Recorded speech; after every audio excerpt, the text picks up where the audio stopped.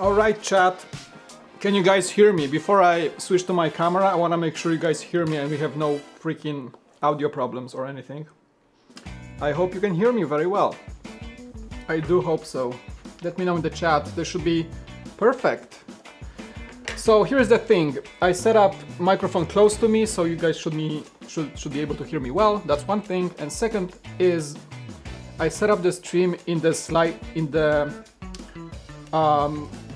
lowest possible delay. Technically speaking, the delay between you, the chat, and me, I mean me and you know, this way, should be just a few seconds instead of like, I don't know, 13 seconds we had last time.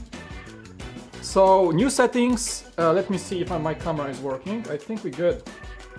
Boom! Oh, I think, yeah. Hey, Cool Factor subscribe, I was just testing things. Yeah, so welcome. Good to be here. I have my cap on because the lights are really making me go blind a bit, so it really helps having this little thing on my head. Welcome back. Man, it's been a while, huh? My little setup here is first time in use actually for live streaming. I do have my wife's little laptop here for reading the chat because my entire... Here's the thing, just a quick rundown before we get... Yes, we're building this today, at least we're starting. Nice to see you guys. Yeah, I hope the quality is good. I'm streaming in a really high bitrate right now. In 1080p 60, so hopefully it works and sounds well for you. There's some music in the background. I hope you guys enjoy it. As always, quick rundown is this. My new studio has this functionality when I can have entire table just for the laptop, for chat, and for the set. Remember back in the old apartment, I used to have the computer on the same desk and everything was a bit cramped, so bigger sets like the Barracuda Bay or sets that require more space, really there was no other way to do it, right? And now I have all this floor behind me. There's like this much space. So I'm super happy that I have a lot of space and this set can take the entire table, no problems. My editing computer is on the right, so on the left, so I can do videos here, I can, you know, do the content, basically, stream, whatever. And when I work on stuff, when I edit for you guys, I just move here and I do this, and I just like work on this computer. So there's my streaming rig right now, I can see my stream health and my feed from my OBS, but this and the laptop is only for focusing on you. And I hope you guys like it. Now, I know the camera angle is a bit... I like it because like it shows the size of the room, but I had to angle this a bit against the table to capture everything. So I don't have a longer table. I wish the table was going like maybe half a meter that way, so I have more space. But this is a lot, even for a big set. So the reason I wanted to start with a big set is to test it out, to see how I feel here.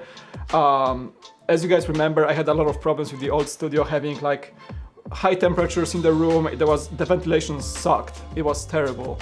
And now, you know, the house has AC and it's just, I can sit here all day and really work and there is no problem. So yeah, thank you guys so much for joining. Let's say some hellos in the chat before I open this big bad boy.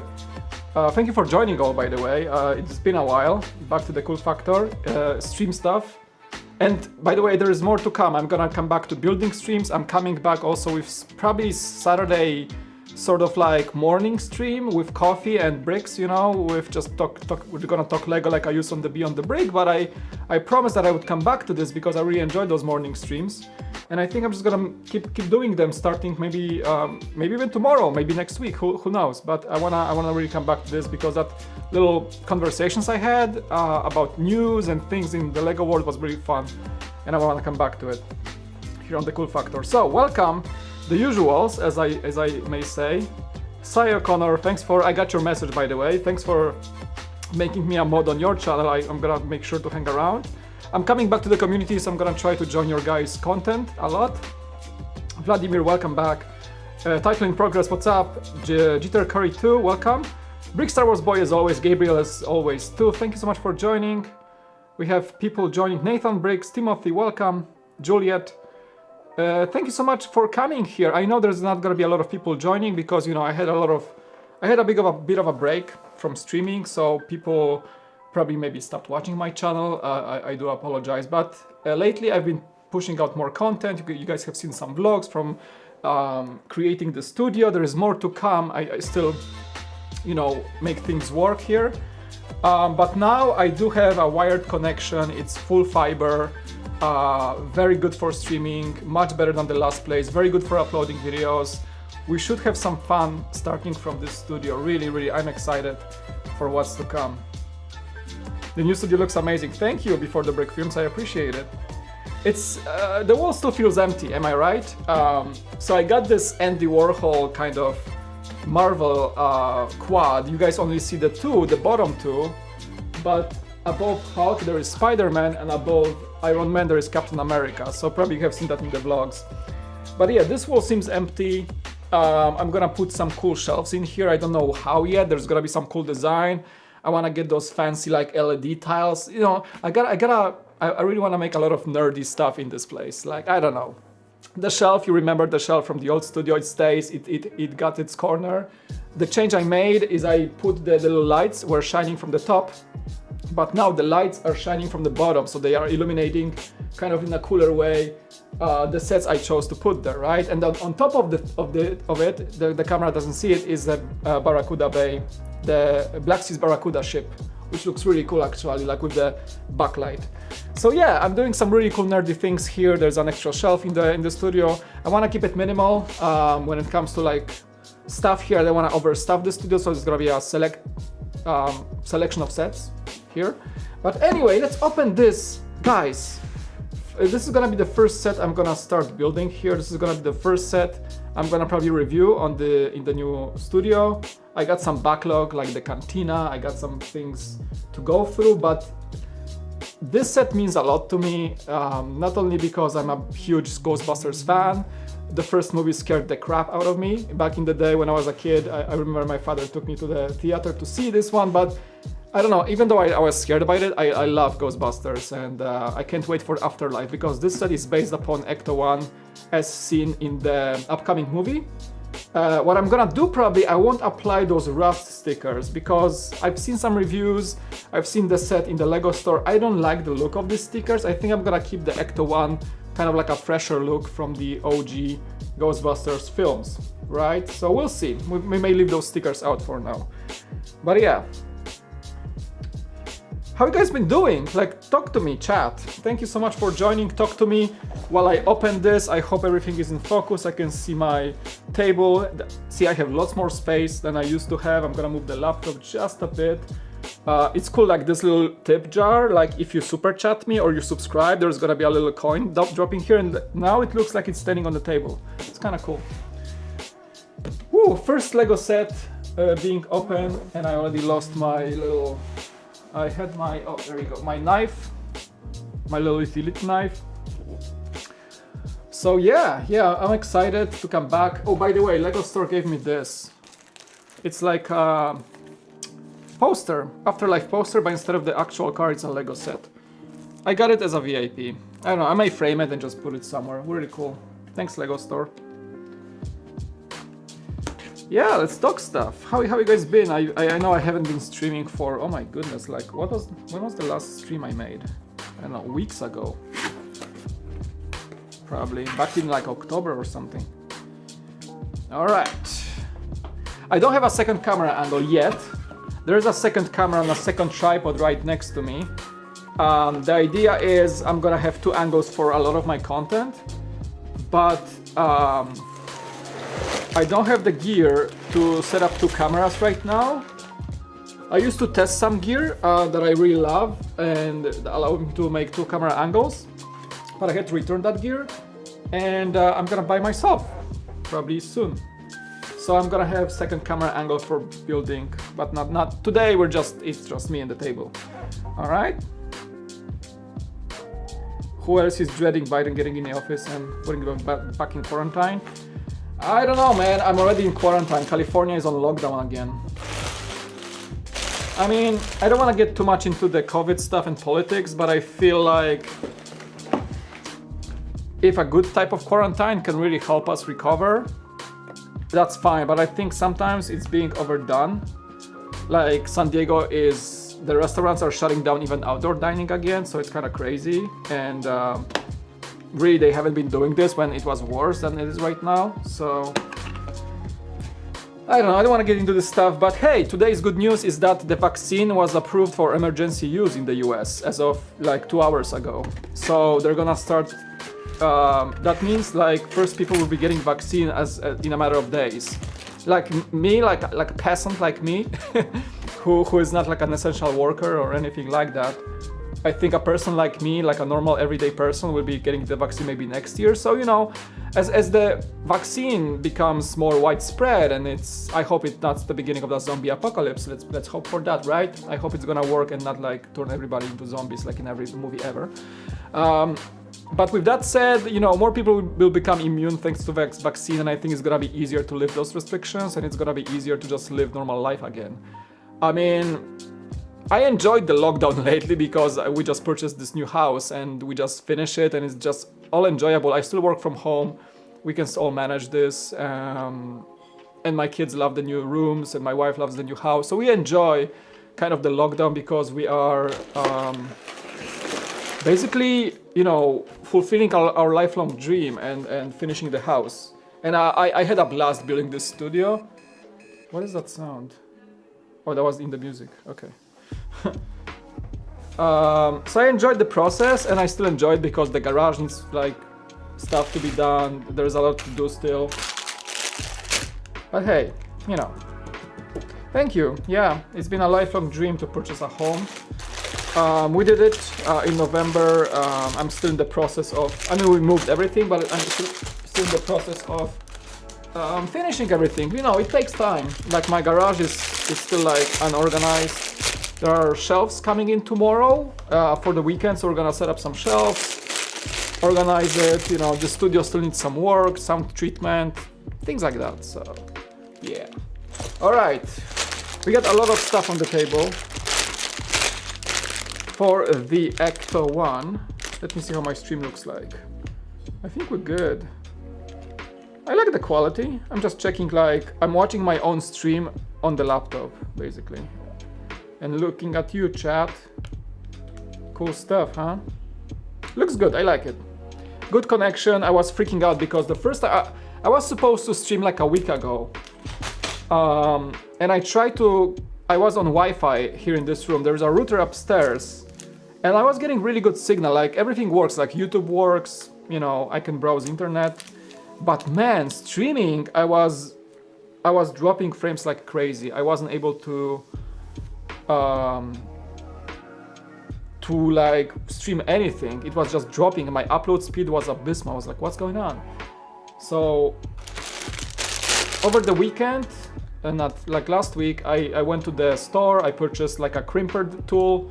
I purchased a bunch of internet, like networking equipment, because I have Cat6 cables in the house. It's a new house, so there's cables, Ethernet in the walls, but the technicians, like the builders, they don't make the network for you. You have to either, you know, you close on the house and you have to like call the technician and somebody who knows how to make a network. So I'm not paying for that.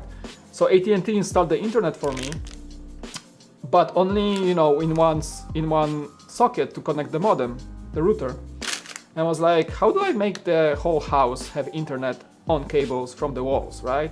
So 5 videos on YouTube later, you know, 1 trip to the store, 5 hours of fiddling with the cables and, you know, connecting the switch upstairs, and now I have high-speed internet in every freaking connector, so I'm super happy. I'm not like a do-it-yourself guy, but it worked, and I'm super glad it did. Mike, I want to congratulate you on getting your own house. I wish you the best in the process. Oh yeah, thank you. I'm enjoying it so far very much. Stream looks great. Thanks, Tanner. How about the AirPods Max? I saw those AirPods Max, like $550 or something, right? I gotta sort those bags, by the way. I'm looking for number 1. There's number 1. I'm not like an Apple guy, funny enough. I work on an iMac because my workplace works on an iMac, but I'm slowly becoming an Apple guy. Sorry, I have a little hiccup. But I might turn myself fully into Apple guy once I saw those new Macs on the M1 chip. Man, these things are fast. By the way, did you guys see the box on the back? It's really cool, huh? I mean, I'm late to the party, like the reviews are out, everybody has this set. It was hard to get one actually. I had to ask my friends at the Lego store to like let me know when the next one is coming, and they were able to just hold one for me for just a few hours to pick it up. It's a little perk of having worked in a Lego store before. Still have friends in those people. Alright, that's number 2. I gotta get used to this whole streaming thing again. Like, I haven't talked to the camera with people on the other side for ages. I mean, I made some content, but live streaming is different. It's very different. I hope to pay attention to the chat, honestly, because I think I lost this ability. That's number 9. We got tires and the windshield. Oh, I think is the windshield new? Might be.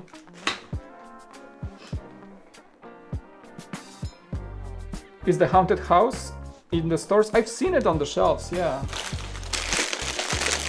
I know like online Lego store is crazy with the stock right now. There's almost nothing there. I saw that problem. So that's kind of crazy. But actually the local store here, I mean not local for me because I moved far away from it. I used to have like a 5-minute walk. The store I used to work in, it was like super close to me. But now like, you know, I have to drive because we moved to the northern San Diego area.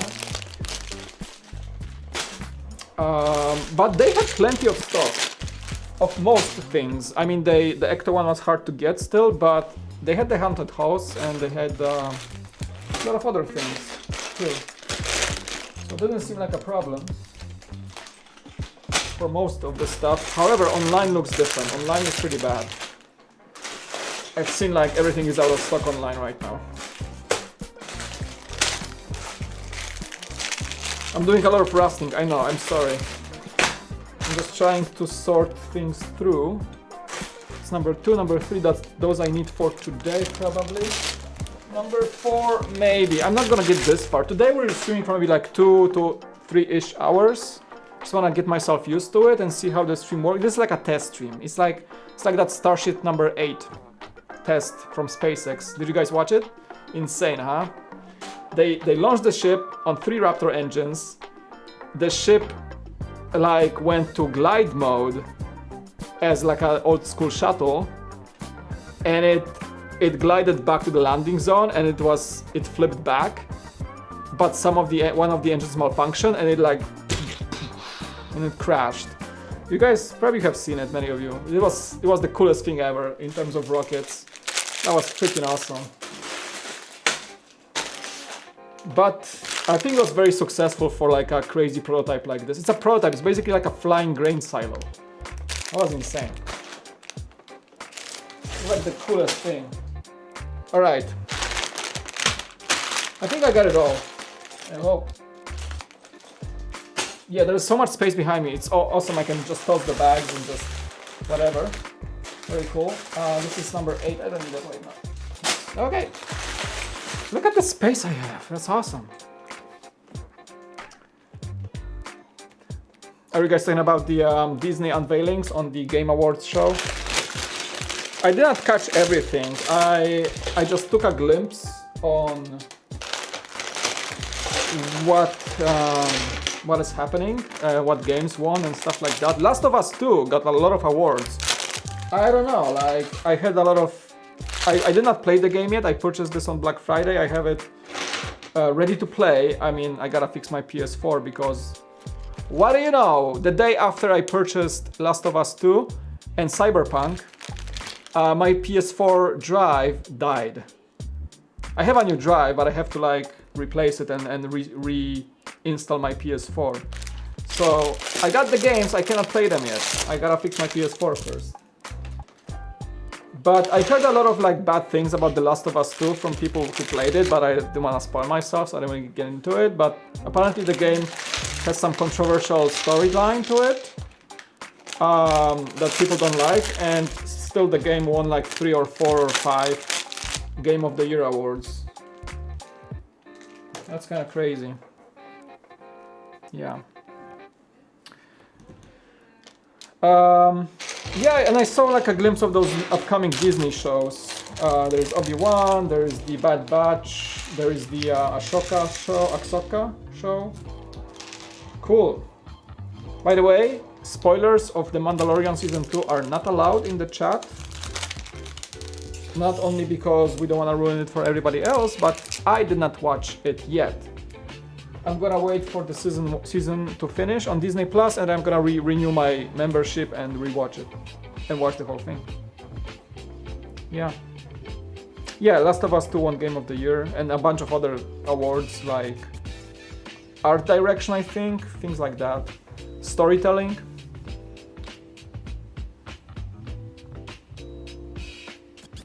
No, I do not know the name. I don't want to know. I don't want to watch. I want to watch. I don't want any spoilers, please. No, I try to keep myself spoiler free. No, the reason I wasn't renewing Disney Plus because I was waiting for a new TV. Actually, we now have like a TV room, like a family TV, and I got a new 65-inch TV that arrived like a few days ago. So now I can watch the content in a proper fashion. Because I was stuck with like a small TV for years. And you know, when we moved here and we have a bigger room, now we were able to get like a Black Friday large TV. So now I can renew the Disney Plus and really watch The Mandalorian in like 4K. Awesome. So you can see there's a bunch of those stickers. Yeah, I think the rusty ones are staying. I'm not gonna use them. Save some time, and I think the car looks better without them. Yeah. Look at the... it looks like the classic 80s. I think there was this popular toy... Move my microphone a little bit. Popular toy from the 80s about the ECTO-1, and I think the manual looked kind of like this. So cool. I'm not gonna read this all, I'm just gonna mention this in the review, but there is a lot of lore. Yeah, like it relates to the upcoming movie, so... Oh, it does have the old school shots from the 80s films. It's cool. Yeah, I gotta fix my PS4. I got all the stuff, I got the new drive. Yeah, we're gonna fix it. I wanna play Cyberpunk too, but I heard it doesn't work well on PS4 yet. It's like a lot of bugs and stuff. Of course, nobody else but Mike Siaki, my favorite LEGO designer. This is the guy, if you don't know, I don't know how you don't know, but this guy is responsible for tons of creator vehicles and many other sets, like the NASA Saturn V or James Bond DB5 or the Mustang. Like, if he designed the vehicle, it's gonna be great. My favorite LEGO designer by far. Yeah. Awesome. Alright. Bugs 1, 2, 3 get me the floor. 4, 5, 6 the sides. 7, 8, 9 the hood and the sides as well. And then the rest of it. Alright. Very cool. What's up, guys? Bossman, welcome. Oh, well, helping you to the night shift in the UK. Welcome back. Thanks for joining, and appreciate you guys liking the stream. I know the box art is awesome. Maybe I should put it here so like people could come in just see what we're doing. But I don't want to cover my pretty. I don't want to cover my pretty shelf. I don't know. Maybe. Yeah. Ah, it's covering the shelf. Oh well. Maybe behind me here. Like. Yeah, you kind of can see what I'm building, right? Kind of. All right. Never mind. The camera is so far. Oh, it's the chat is covering it. That's fine. Hang it on the wall. I wish, right? Like, I don't know. That's fine. Still did not think a space to place the box in the new studio. Haha. All right. Oh, it's nice to be back building Lego. Honestly, like I had a long break. This is the first set I'm building in weeks, and I think what I'm gonna do is I'm gonna probably sort the pieces first a bit, just a bit.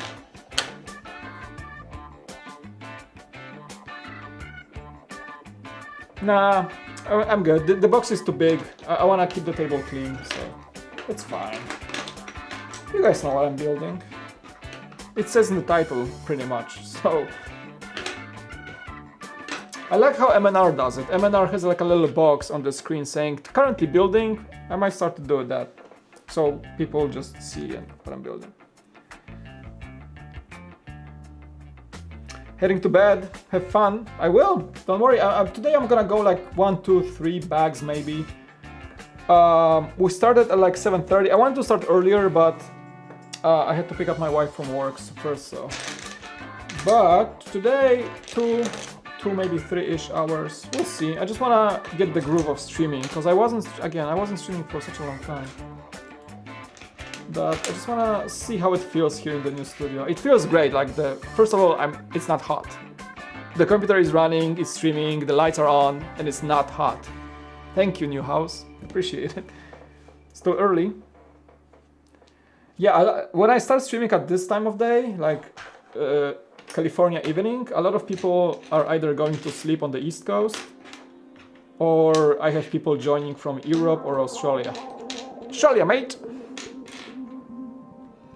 I can't believe MNR destroyed the Colosseum. It hurt! I don't know, I guess, well, content, right? But man, ouch. The only time I've seen the Colosseum was in the Lego store. I don't have it. I don't think I'm gonna buy it. It's too big for me for now. I mean, I do have space to keep it, but I don't know. I was watching Brixie, the Canadian YouTuber, doing it, and it felt too tedious and repetitive. Like, I don't think it's a very enjoyable build. Maybe prove me wrong, but that's how I felt watching other people build it. David, right? Solid Bricks. He did it like one sitting, like 14 hours. He looked like destroyed. He looked exhausted. I don't know, man. Seems like a lot doing one go. Kind of impressive though. Quite impressive that he was able to pull it off. I mean, he had some friends and Meredith, I think, and one friend helping him, but still. It was pretty crazy for him to do it. And yeah, MNR just like destroyed it. New setup, hey, Brickwiz! What's up, dude? Yeah, new setup.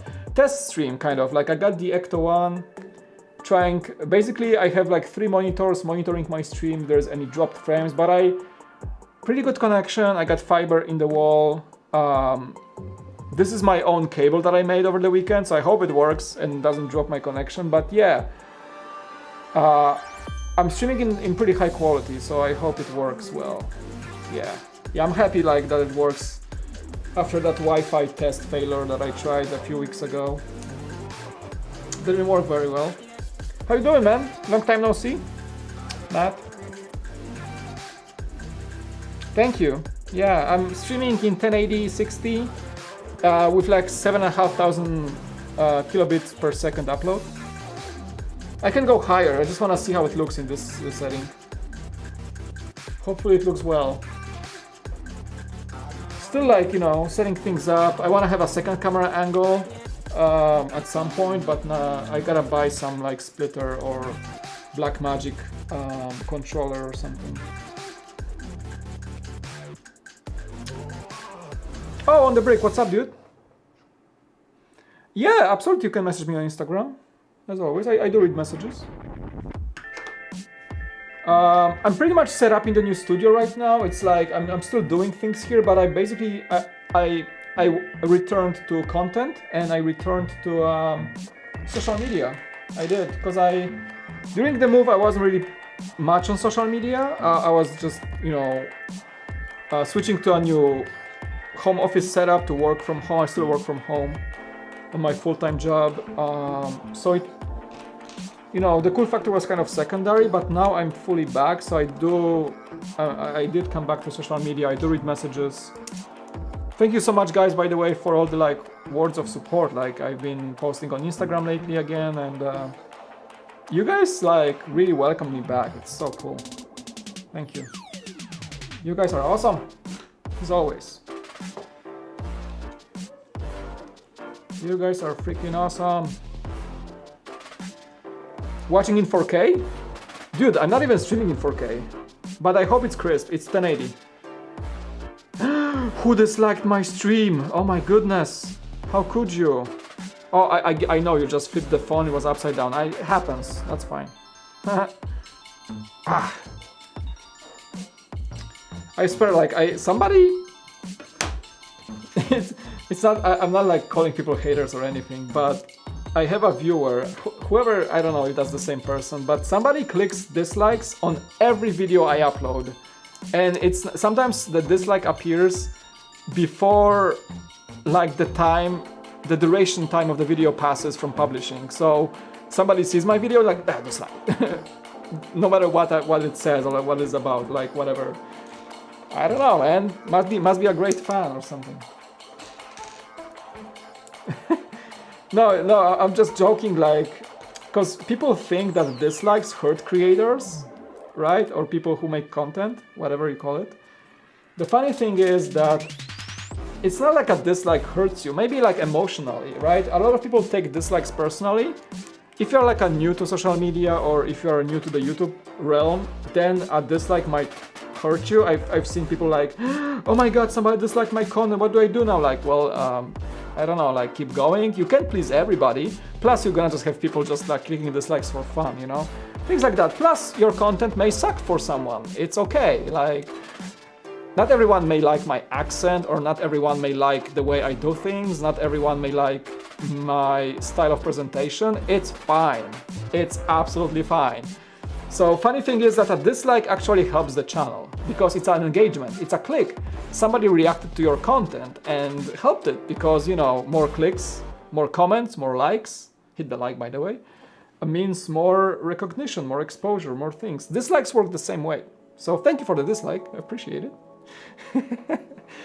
Oh my goodness. Brick Vault mob, is there a thing? I don't know, man. I haven't heard from Brick Vault or about Brick Vault for weeks now. I don't know what's going on. Is there some campaign against me on Brick Vault or something? I don't know, dude.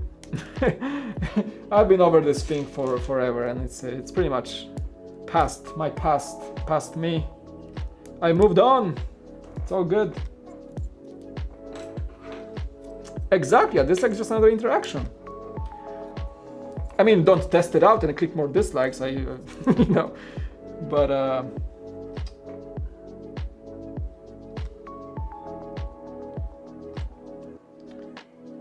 yeah, it does count as an interaction. Okay. Don't forget to leave a like.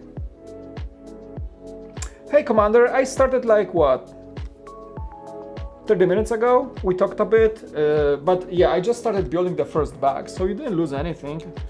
I just, you know, came back, chatted a bit, glad to be back, said my welcomes, trying to get into the vibe of streaming again. It's been a while, you know, kind of stage fright.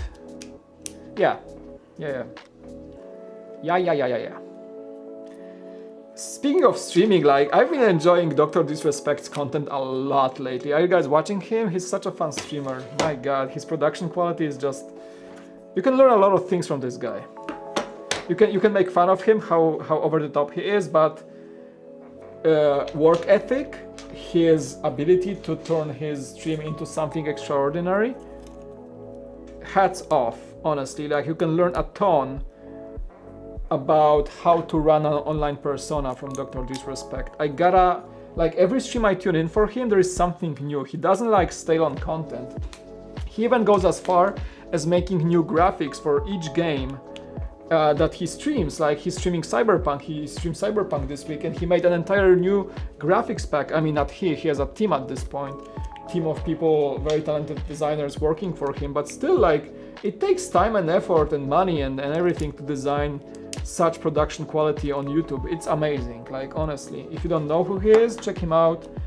He's streaming, 3 times a week, but he's just personality, and the way he produces his stream is just unparalleled, like unmatched, I gotta say. Like, he says that as like an over-the-top character, but from a technical standpoint, from a person like me who creates content, I work professionally as a video editor, for example, and looking at what he does live it's very, very high-end stuff, and it's just wonderful to watch overall. Like, it's insane. That's how you do it.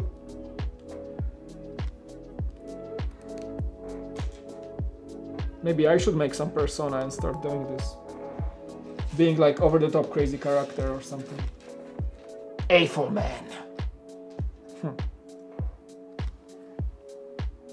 Mike is like Harrison Ford. They cannot escape people asking about the thing they did years ago. It's gonna haunt me to my grave.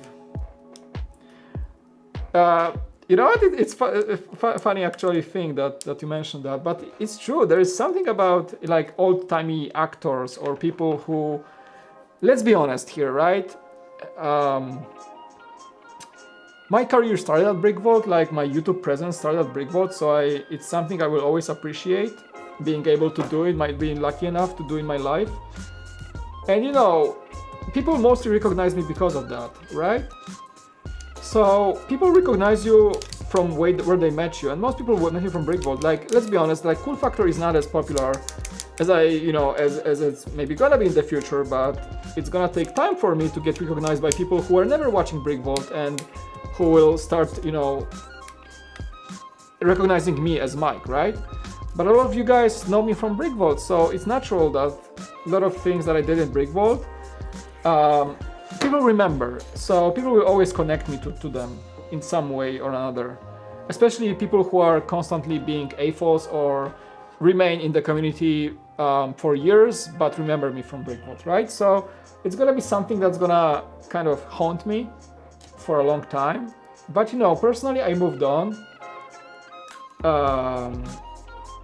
And I feel like there's a potential for my work to really grow slowly, and especially now that I feel like I have a space to really do it, which I dreamt of for the longest time.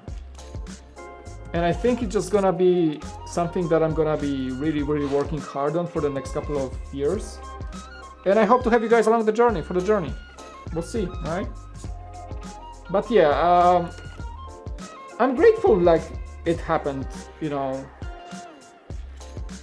I'm really grateful that I was able to work for them and with them, and because they taught me so much. And I kind of, from never thinking of making videos or even becoming a YouTuber, I mean, I used to think of that, but I never thought I would be confident enough to really run my own brand. I never thought of that, but now that I look back, I'm so glad that it all happened, that I gained the experience, and I was able to, under different circumstances, I was able to create something on my own. Like, I'm super happy that it went this way.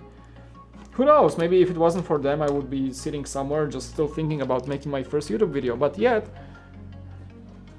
I'm way past that phase, and I can now focus on creating my own things. So super happy, and like the process is super fun.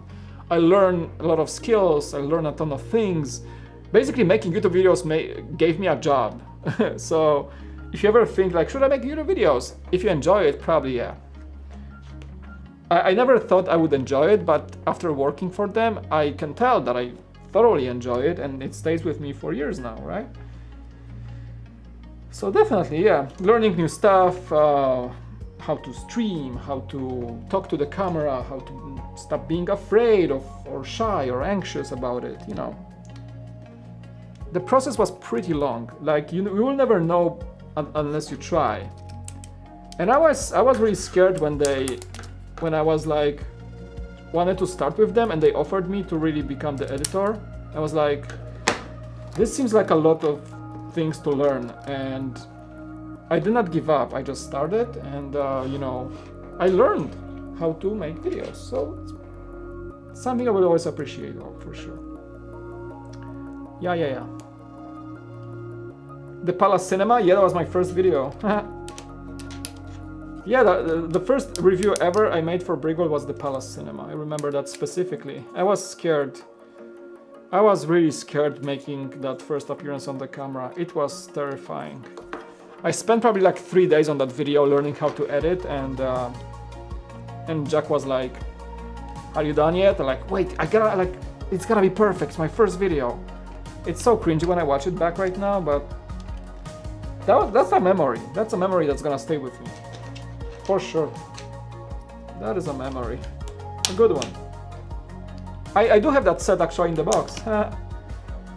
I have the Palace Cinema all sealed up in a box. I don't think I'm gonna ever open it. I did not dislike this. I clearly hit the like button. Maybe the dog. Oh, that's fine. Don't worry about it.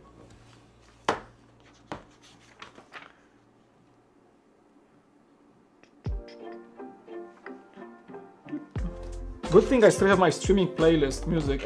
I updated this over time, but I wish Epidemic Sound added like a shuffling function, because I hear a lot of songs being repeated.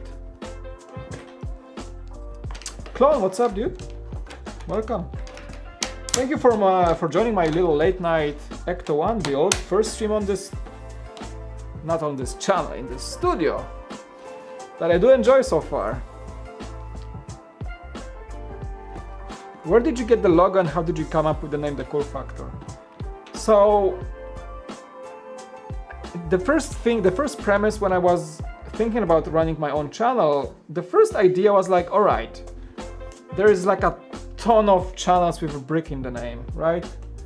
I know I explained a lot of the times on this channel, but for those of you who don't know, I did not want to have a brick in the name for some reason, like, because I knew my interests are not only Lego, and I wanted to have some versatility in producing content. I knew I enjoyed vlogging, for example, right?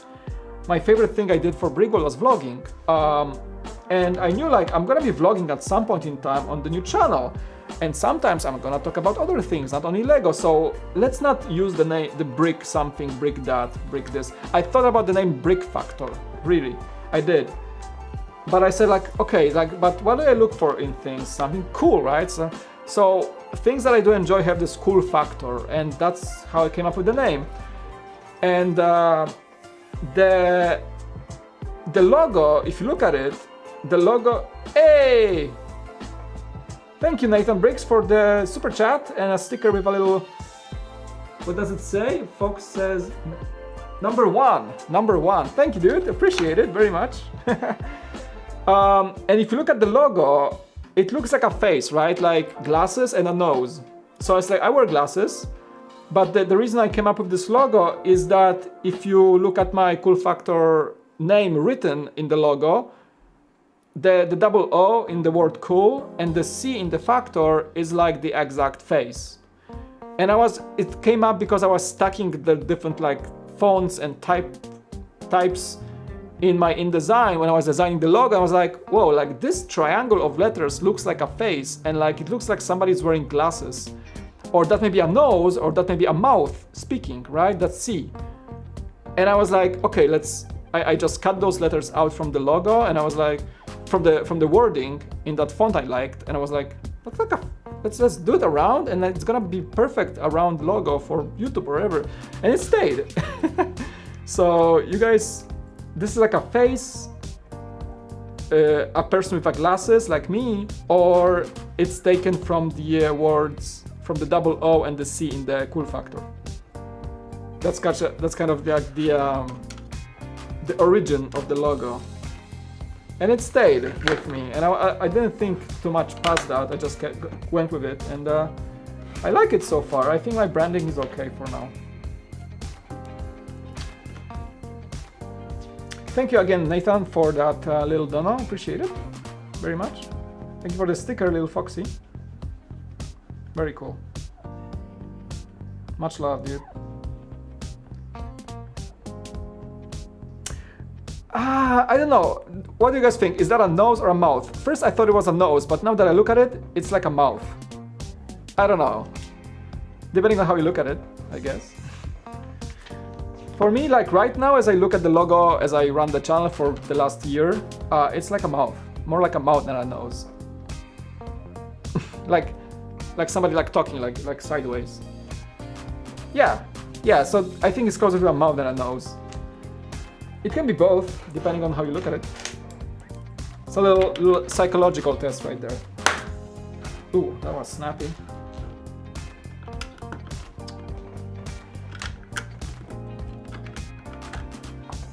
It was a nose. Brickstar was voices a nose, a mouth. For me, it's a mouth right now. It used to be a nose, but it's a mouth now, and I cannot unsee it. It's a mouth. I don't know. I think it's like a cool correlation that I can tell a story about the logo, and if a designer tells you that there is a story behind the logo, usually they probably enjoy it, and that's how I do. I enjoyed the process of thinking about the name of the channel and coming up with my logo, and it's kind of weird and quirky, so I went with it, and now I can tell this story, so I think it's gonna stay. I think it's pretty original.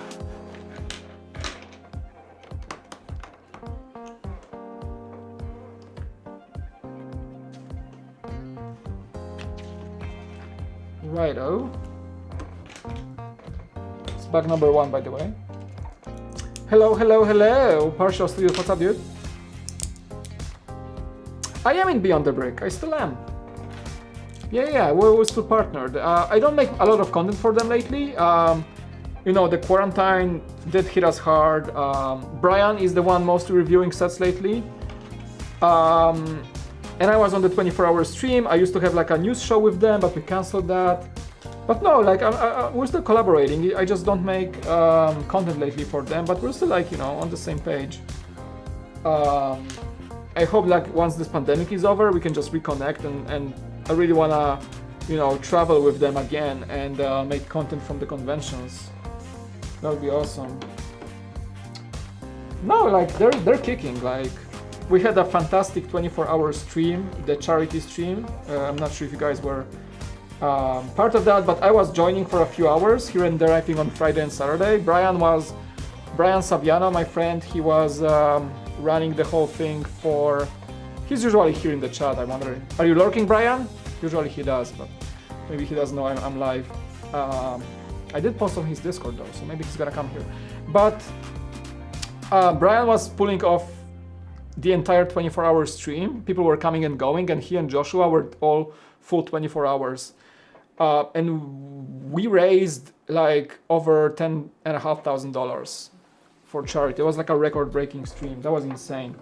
It was fun. It was really fun. I enjoyed my part. I donated as well. It was really like for the good cause. Yeah. That was really fun. But yeah, we're still kicking. They're really cool people.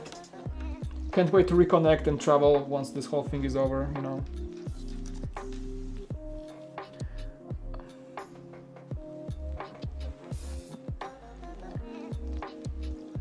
Speaking of COVID, my dad just had COVID. Oh, how is he doing? How is the recovery?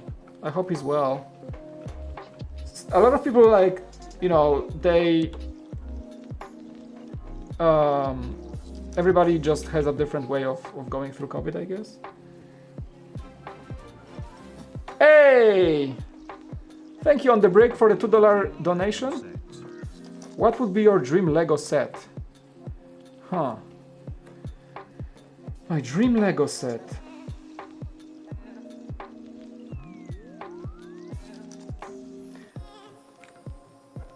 A line of creator Teslas made by Mike Psiaki, the guy that did this. Yeah, I want like a Model 3, a Model S, a Model Y, Model X, a Tesla from Lego, yes. If not Tesla, then something from SpaceX. I'm a huge nerd of Elon Musk stuff. So that would be my dream set. The Osprey, I'm looking at the Osprey right behind the camera, is pretty close to being my dream set because I'm a huge aviation fan and the Osprey is one of my favorite aircraft ever made. So the Osprey was really a dream come true. Like I'm able to get it, but like I'm so sad that it's not available widely for everyone. But yeah, something from Tesla, from Lego would be my dream set pretty much. Thank you for the donor, I appreciate it.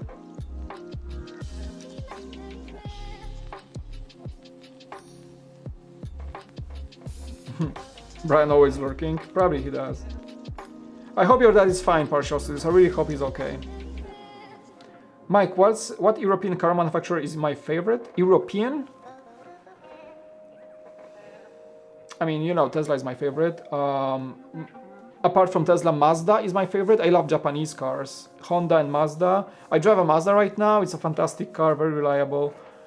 I used to drive a Honda Civic, also fantastic, the Japanese version. I love Japanese cars. But from Europe, I don't know. Toyota, I like Toyota too. But from Europe, I never had an European car. Volvo is known to be a very good car brand from Sweden.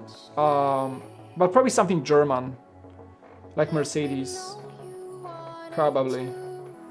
Volkswagen is also, yeah, they have some nice cars, but BMW has bad reputation overall. Mercedes, European, or maybe something British. Actually, those Aston Martin, really cool brand, or those really hyper ones, the Koenigsegg, right? Or like, hey, we're talking European. Let's go Ferrari or Lamborghini, right? Italian. Embrix, welcome. Stream is great. I'm enjoying it. Chatting with you guys feels good to be back, man. Feels really good to be back. Really, really good.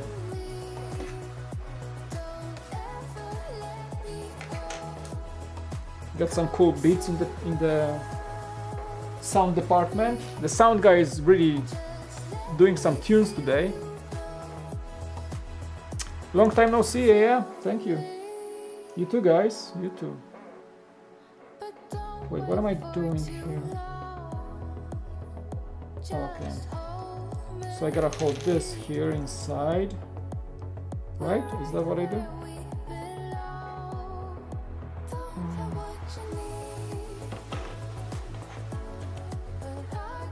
Just looks sweet. Thank you, guys. Appreciate it. I really hope that's gonna look cool on the videos and stuff. The cool thing I love the most about this studio is that I'm not limited to like one camera angle. Back in the day, you know, I had one desk. Like if I move the camera outside of it, it was like the bed was there or some dresser or a closet. You know, it was just a bedroom. But here, everything is designed and meant to create stuff for this channel. So as you've seen my videos, as I talk about that like LAN network stuff, and I put my camera here, but now the camera is there. When I do news, I can put the camera up there, and it's very versatile, it's very functional. So I'm so happy, and it's great to work here. Like I have a blackout shade, during the day I can work. There's the AC system, I have my own closet for stuff, for gear. I'm organizing my gear, so there's everything's on shelves. It's like I don't have to like look into the box for the cable I'm looking for, you know.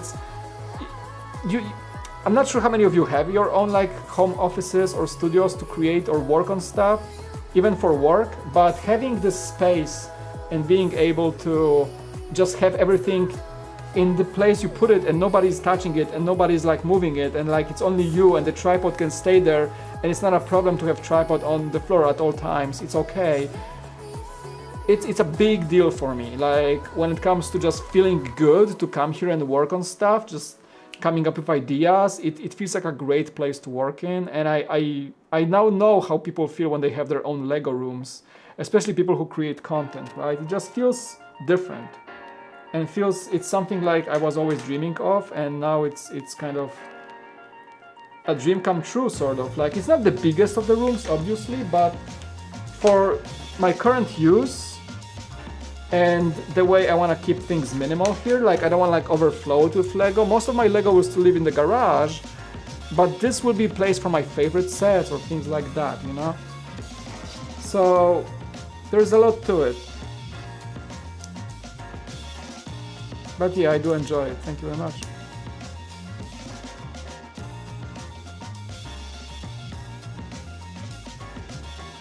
I have a Volvo, it's a solid build card, it's not cheap.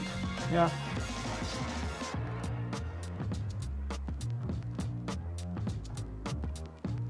Oh, you got the Mercedes CLS, nice. Good stuff. I'm such a huge Tesla nerd, you guys. I don't know. I have my garage pre-wired for a Tesla charger already. It's kind of crazy. One day, one day.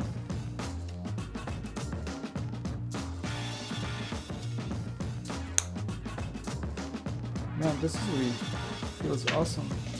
Got my little cup of water. It's really cool. It's a cup that I was given by my company after the event I worked on, and they made like a commemorative cups. It's like a stainless steel. It's like I drink even my coffee in it, and now it's water. Oh yeah, you got a Mustang, nice. Yeah, Mustang was... I used to really want a Mustang. I don't know, my priorities changed kind of, I guess.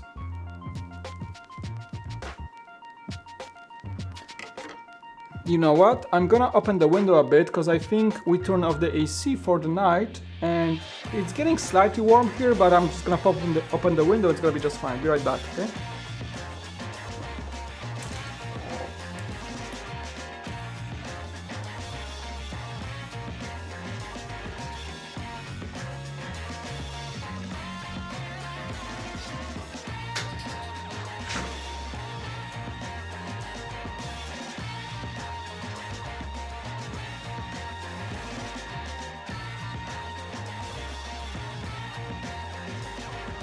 I gotta watch for the cables still, because one of the cables, I have like a HDMI cable for the camera, but it's the shorter one, and I gotta like do a big step if I wanna go behind the camera, so I gotta fix that at some point.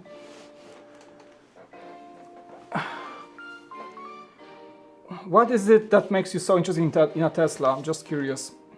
Technology, the comfort of driving one. There's something about it. We talked about Teslas a lot on this stream, but if you don't try one, it's hard to explain. The technology, I know they have some quality issues, but they're still working things out as, you know, every pretty much iteration. So the Model 3 is a perfect car at this point pretty much, but the Model Y still has some quirks. But when I drove each of the Teslas at this point, except for the Roadster. And it's just like the way you drive it, the responsiveness, the quality of the ride, the technology of autopilot. It's like unmatched to any other gas car. I don't know, they are so fun to drive. It's insane, the acceleration, the handling. It feels like a sports car most of the time. It does. There's something about them, like honestly I gotta admit that they do feel a bit cheap on the inside, but they're updating that as well. Like the new Teslas, the 2021 Model 3 has updated interior and it's much better. The Model Y has really good interior now. The minimalism inside, like you have just a few buttons in the screen, I like that. I personally like that a lot. So those, like the technology, the aesthetics, the looks, I think they are beautiful. Just the way they look. But the most of all is the quality of the drive, the ride. As a guy who drives a lot, I drive a lot. I do appreciate good ride quality. Like my car has to be, I don't know, it has to like really like glide me through the road. I have to feel like safe in the car, but I also have to feel in control. And the way the car responds to the steering wheel, the way I feel the road, the way I accelerate or brake. Teslas has like unmatched ride quality. So there is that, you know. But you gotta try one to really like understand what I'm talking about. It's hard to like really describe. It doesn't drive like any gas car ever, honestly. Hey Jeff, how you doing, man? Long time no see. Good to see you, bro. How you doing? I pop into Brian's Discord sometimes to read your guys' stuff, so I kind of like up to speed what you guys up to, but yeah, not all the time.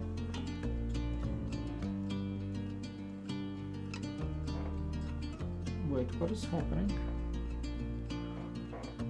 Oh, okay. So that's, I think that's a steering mechanism as far as I'm concerned.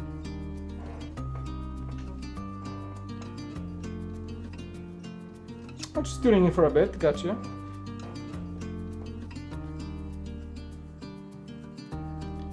So the suspension is really good, that's what I'm saying. Like, you don't feel that I don't know, like, the Model 3 feels a bit sporty, so even though it's pretty low, you don't feel the road, like, it's really, I mean, you feel like the suspension working, but it's really good, especially the Model S. The Model S with the air suspension, like, it's like you're gliding through the road, especially on the good highways. It feels very, very good. That's what I like about Tesla, like the quality of the ride is just insane.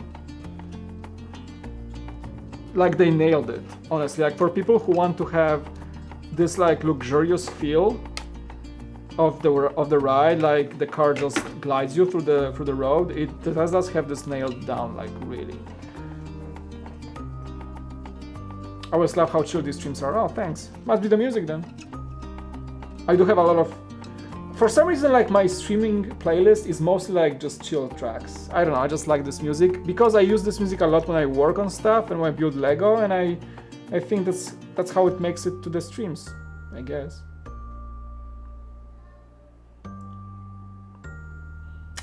Mike, I've been thinking of building the Cave God 8080 or the Death Star hangar for my UCS Falcon. Which one would you do if you had the chance and why? Well, I did not build the Cave Gods 8080, but I did handle one for quite some time as it was standing in my room back in Brickvault Studio for the longest time, and we had to move it like 3 or 4 times to different places, and it was always a pain in the butt. If you look at Brickvault's like build process of this thing, it's a pain in the butt too. So I don't. It's great. Maybe they updated the instruction, but back then when we were doing it, that was a challenge. Really, that was a challenge. But what do you mean the Death Star hangar for my Falcon? But a mock? Somebody has a mock of the Falcon hangar? I'm not familiar with that one. I am familiar only with the 8080. So I can tell you the 8080 is not easy to build. Not easy, especially not easy to stand upright and not easy to transport. It's quite fragile. Unless Cave God made some updates to it, I don't know. I don't know. I have no clue.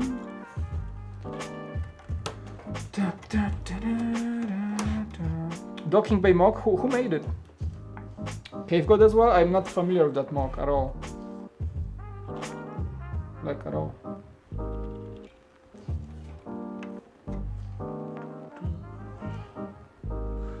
Alrighty, I think I got it down.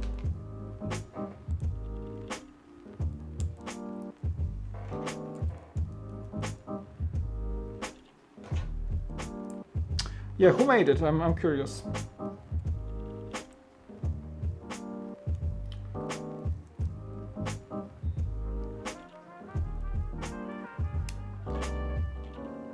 Rebrickable? Okay. Do you think you would venture into mock making now that you have a proper Lego space?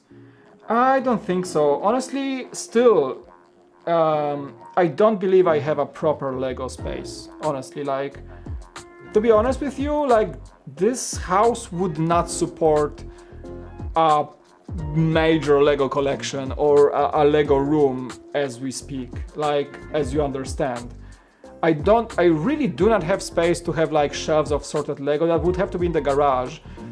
I'm like a type of content creator that I do enjoy Lego as a product, and I don't feel the urge to build a lot of my stuff, like, if you know what I mean. Like, maybe I could if I felt the urge, but it's not something I want to pursue and dedicate time to. I'm type of a guy that really likes the Lego as a product, and I enjoy the process of making videos about it, not necessarily building a lot of mocks, you know? It's kind of weird to say, but like, probably I'm passionate about Lego as much as I'm passionate about editing videos and working with cameras. You know, it's kind of a weird thing. Like, probably I'm more like a filmmaker being a Lego fan at the same time.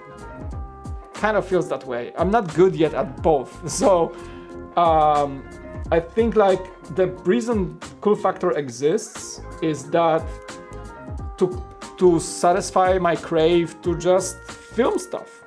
You know, like I just love cameras and getting good at them and understanding content better. I don't know, like I just like the process of learning and getting inspired by other YouTubers, and I think this is where my inspiration is coming from.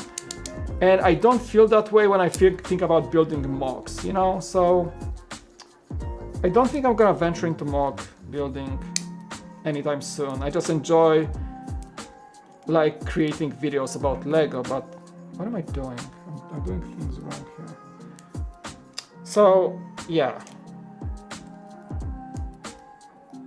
I think that's correct. Oh, okay. Alright, that's kinda interesting. What am I doing here? Yeah, the mechanisms are always like crazy.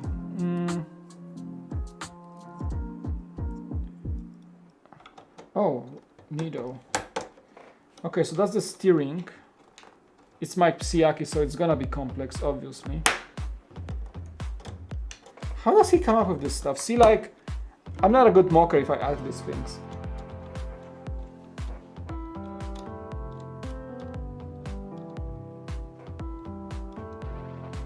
I'm entering a LEGO Ideas contest where I can win this set. Excited for it. Brick user, good luck and congrats on joining the contest. Like, I wasn't following LEGO Ideas a lot lately. I know they're doing these contests every Sunday. You gotta build a ghost or something, right? Is that it? Is that what you gotta do?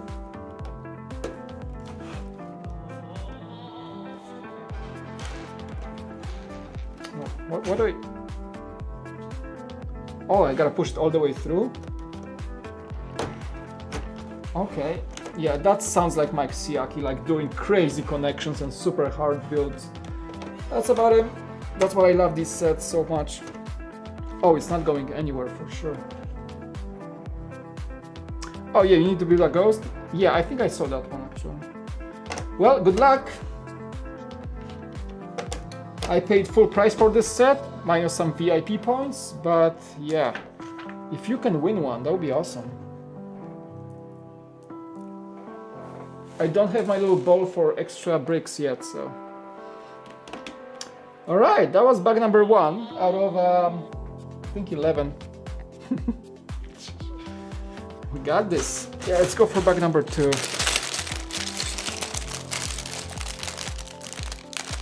No, I did not see Mando Season 2 yet. No, not yet. Soon. I just set up my new 65-inch TV. Flex. No, I got a really good TV for a good price on Black Friday, and it just arrived before the weekend. And I love the picture quality. I'm gonna watch the heck out of Mando on this one. But no, I did not watch yet. No. I got so many things to do this weekend. I gotta fix my PlayStation because it's not working now. I gotta watch stuff, work on the house. No, I didn't get like anything high end. No. I know LG OLEDs are fantastic, I know, but no, I'm not spending like $3 grand on a TV.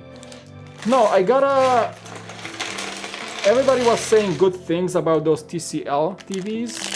It's like a Chinese brand, but they really expanded and their quality is really good right now. And everybody recommended like a TCL 5 series, so I got a 65-inch TCL 5 series for a really good price on Black Friday, and so far it's I don't know, like maybe I don't have comparison to like LG OLED, but they have like quantum dot and like micro LED and stuff. Whatever. The picture quality is fantastic. Like again, I'm switching from like a 40-inch Full HD TV to like 65-inch 4K backlit LED. So yeah, for me it's fantastic. I know OLEDs are even better. I've seen a few in Best Buy, but like for me and for price, The quality is solid, really good. Like I turn on the Netflix 4K Our Planet series with David Attenborough. You know, those like animal show. Beautiful quality, beautiful. But really, I'm satisfied. Really, I'm good. For the price, I'm good. It was like $500 or something. For 65-inch, you can't go wrong with that. Really good. Oh, you got the OLED BX. I bet you. How much did you pay? They were like $2,000. They were at good discounts. I didn't want to spend. I was going below $1,000. I wasn't going to spend anything close to that. So no. I had limited budget, so we had to work with that. I had to work with the budget.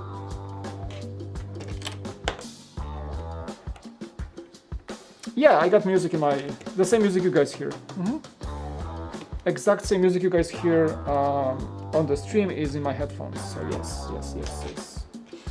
That's the best way, because like if I blast the music through the speakers, the microphone is gonna pick it up and it's gonna be terrible. So I always wear headphones on streams. That's why.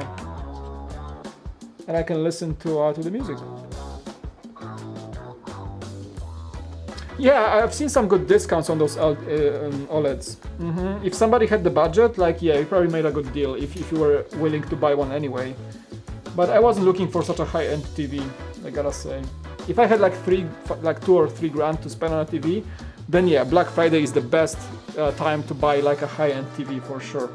Usually they get good discounts on that day, yeah. But no, I was like, I was much lower than that. Still very good TV. I'm happy.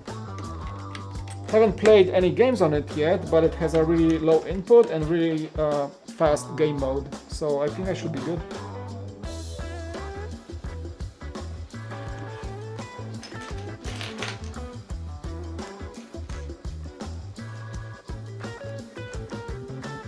Oh boy, I gotta go, my study score is going down by what? What?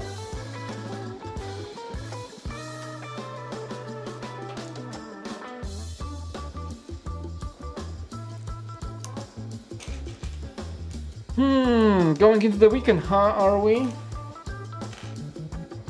guys have any plans for the weekend? Just chilling? In the lockdowns? California is on lockdown, I swear. We are back to those restrictions from like spring, meaning you should not travel, stores have limited capacity, only takeout food, what else is there? I don't know.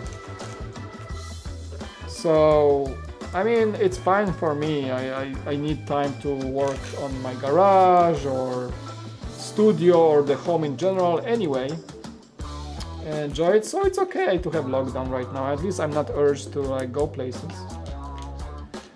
But as of today, we're getting the approval, emergency approval was granted in the US for Pfizer vaccine. I know UK is getting that already, so in a few days, first people in the US will turn into zombies. I mean, will get the vaccine, that is. Sorry, little mispronunciation there.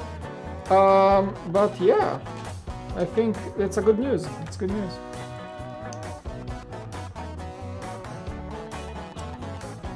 Did you see MNR?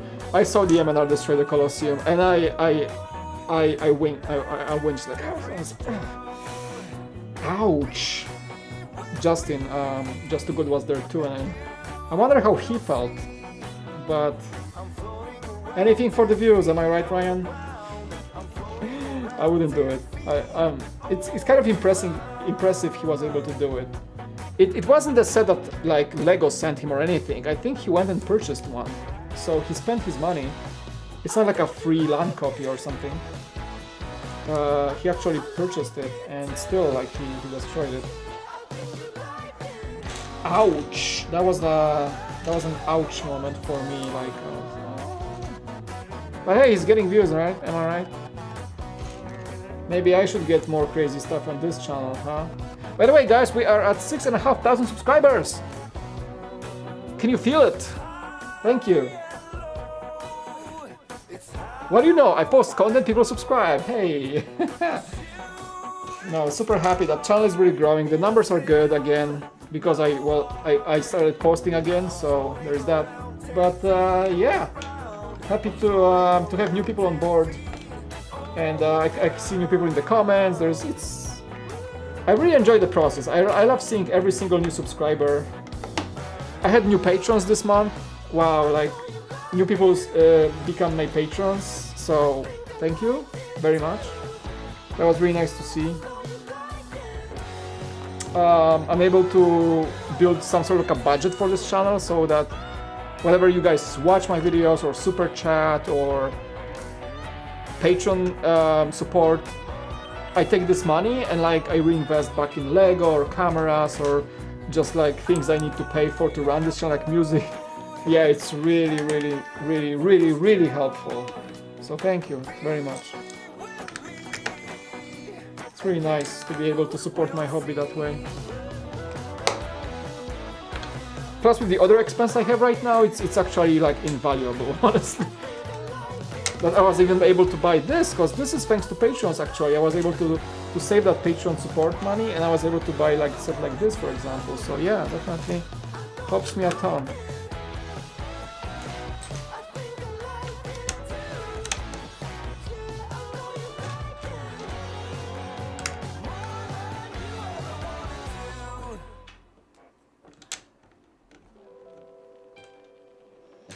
This set is so much fun to build. I kind of want to like stream tomorrow or something too, maybe.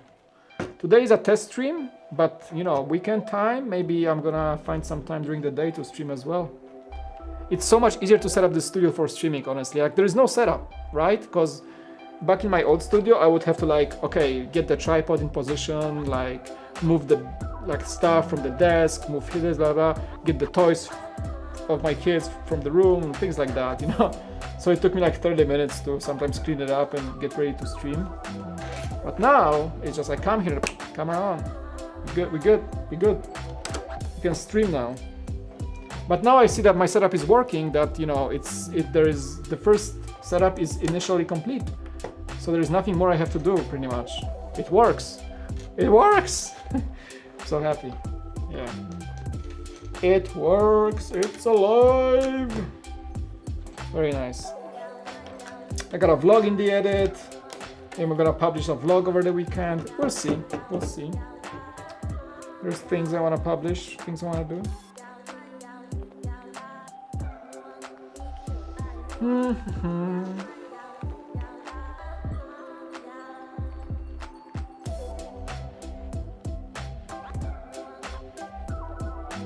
The gallery on Mando is great, especially the episode of the music. I've seen one behind the scenes of Mandalorian, like how they made the Razor Crest. That was an interesting episode, really, really fun. I love seeing BTS of technical stuff of such high quality shows, like how they made the Mandalorian flyby shot, the Razor Crest flyby shot. That was really cool. I don't remember who made it, but I think it was the Industrial Light and Magic, the company behind the visual effects of Mandalorian. Posted this on YouTube.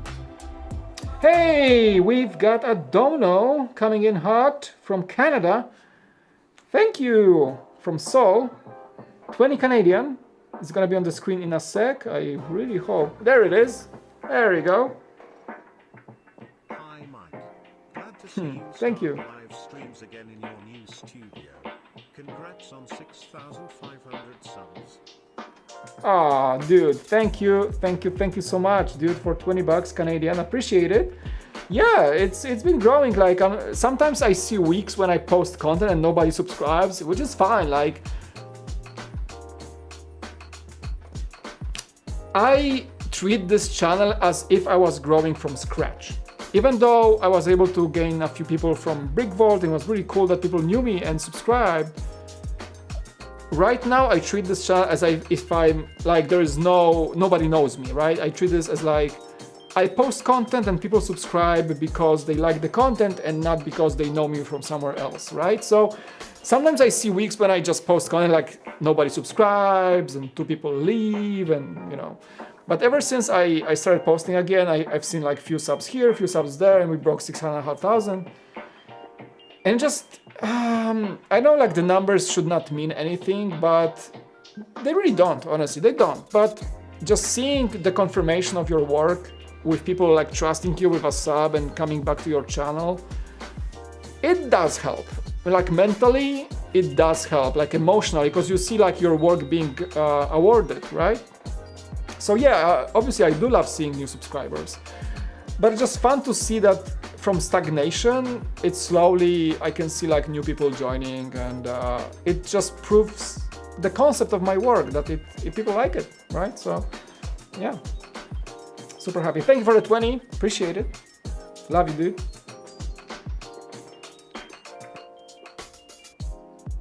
I shall, yeah, I gotta watch that Mandalorian gallery. There's a lot of things I gotta catch up on. GG, take care everyone. Big Star Wars boy, hey, thanks for joining, dude, as always. You're always welcome. Thanks for coming. Right. Let's continue.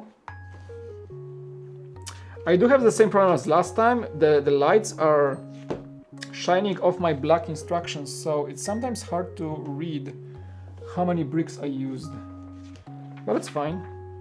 I'm used to it.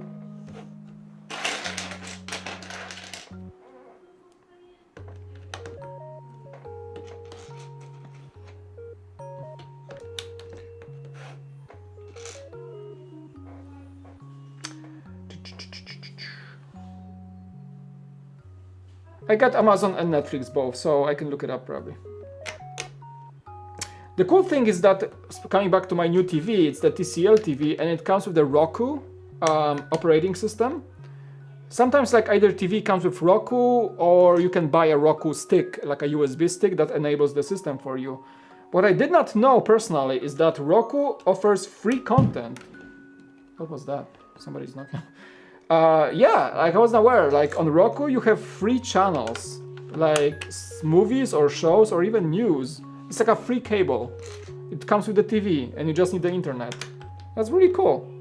So now I have Netflix and Amazon Prime, Amazon Video, and Roku, which is really cool, just like as a free content kind of. And I'm probably gonna just renew Disney Plus for Mando.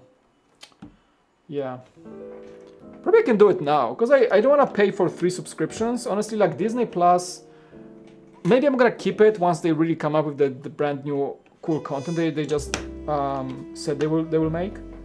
But for now, like honestly, if I look at my past, I had Disney Plus just to watch Mandalorian, few like classic Disney movies with my kids, and that's pretty much it. So I did not see the reason to keep it. I'm gonna renew it, watch the Mandalorian, then we'll see. Need to go and study. Cool, thanks for coming, Brick User 24, and that's a really chill music, I like it. Got some jazz going on. ASMR. That's almost too chill, but hey, it's a late night stream here in California. We're in December, feels like Christmas almost, so we may as well have some jazz playing, right?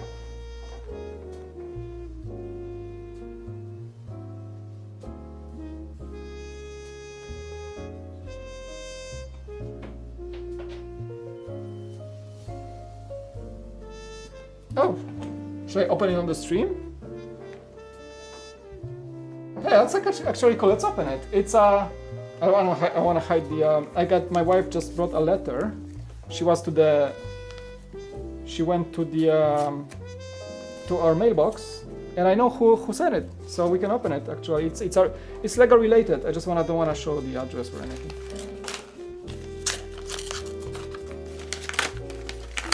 This is from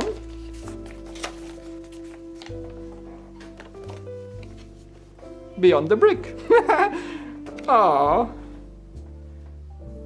John and Joshua Hanlon 2020. See?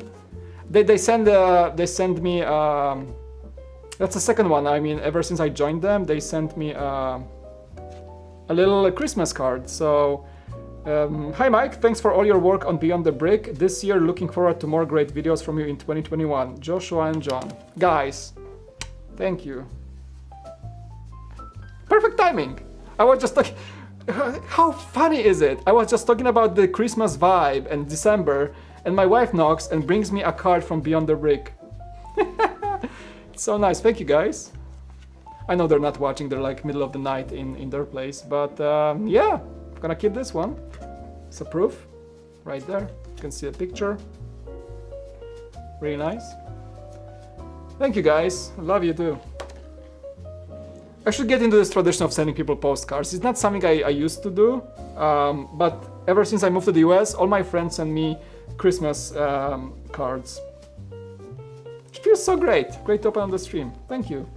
I'm gonna keep this one. Right here. How about that? we got the awkward picture of John and Joshua in the behind the chat right now. Justin, welcome. Really cool. Thank you. It made me happy. Really cool. I'm looking forward to working with you guys in the future as well. You guys are awesome. Thank you.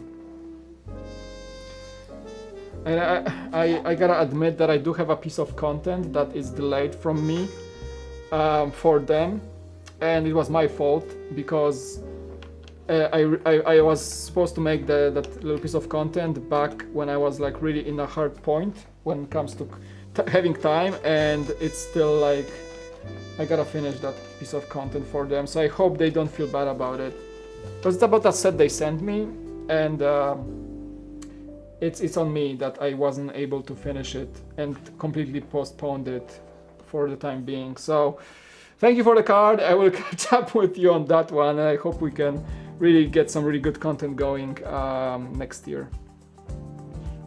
Really cool. Real Christmas card. Just right for the stream. I think I still have the one from the last year. They're really nice people.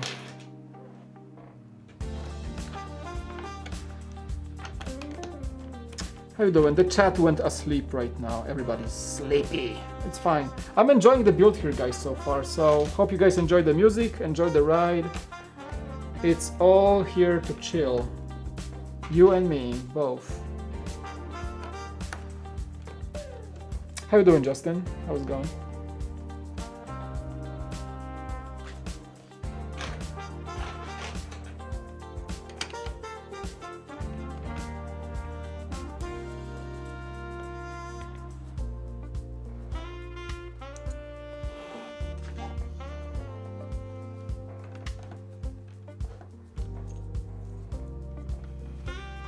The chat frozen or something? Like nobody's typing. Everybody went to sleep. Oh well. Can somebody type something so I can see you're alive? Sometimes it's weird, like, why is nobody talking? Like they were just here. Where did everybody go? Oh, Embrix is still alive. I've gotta head out for the night. Have a good rest of the stream. Hey, no worries, dude. I know like my timing for the streams makes a lot of you guys go way late into the night. So please take your time and take some time to get a good night's sleep. Please, don't feel bad about it. 9 p.m. For me, it's 9 p.m. as well. I'm California.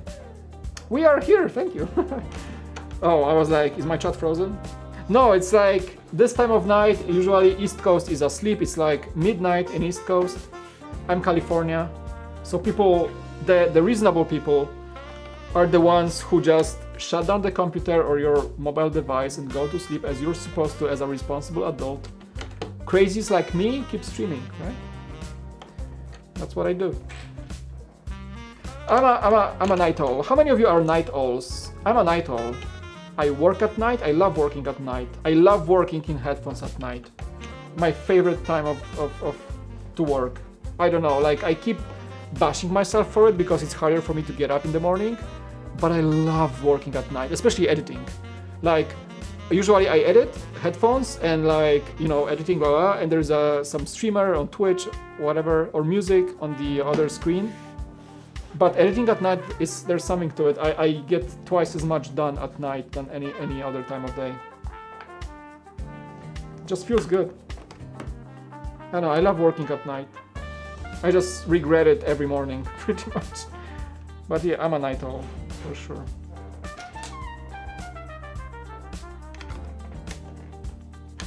It's a brand new chair. What is it squeaking already?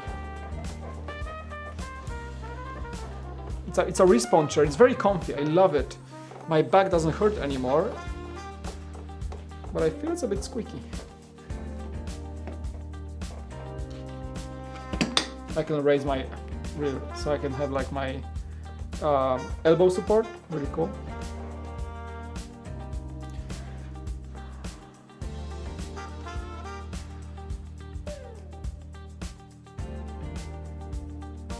Oh, okay. Oh, so that's the opening door, gotcha. So we gotta make sure it's aligned. I see you.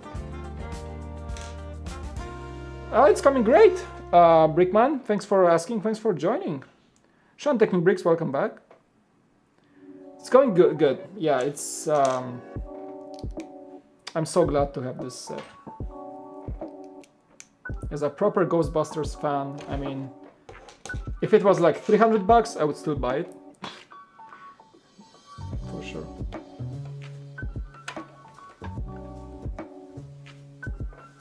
I would still buy it.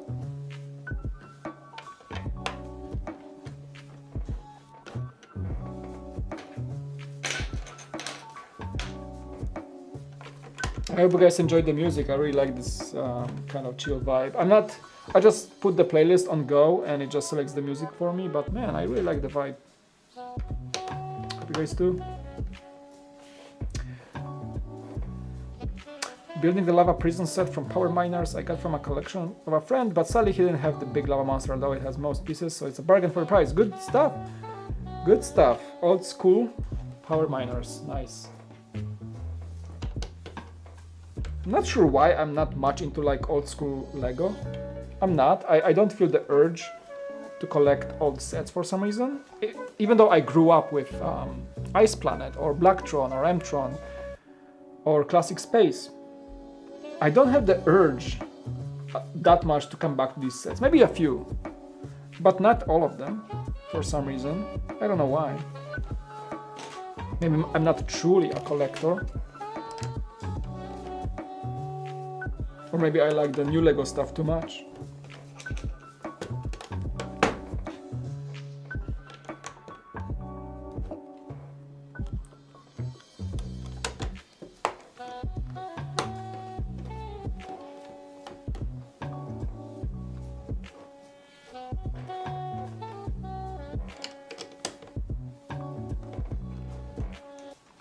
Why is my chair so squeaky? It's a brand new chair, I just got it. It's so weird. Oh, that was a bit of a squeeze on my turntable, but no, it feels good, it works great, but when I lean forward, maybe it's not fully... I can lock it in, and you can do it this way, and lock it. Whatever.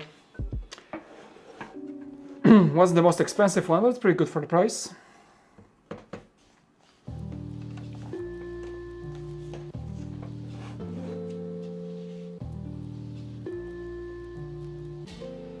I have a Ghostbusters mug that I would like to give away. I will do it as a raffle on my Instagram. Whoever wins gets the mug plus a Ghostbusters mosaic. Neat, dude.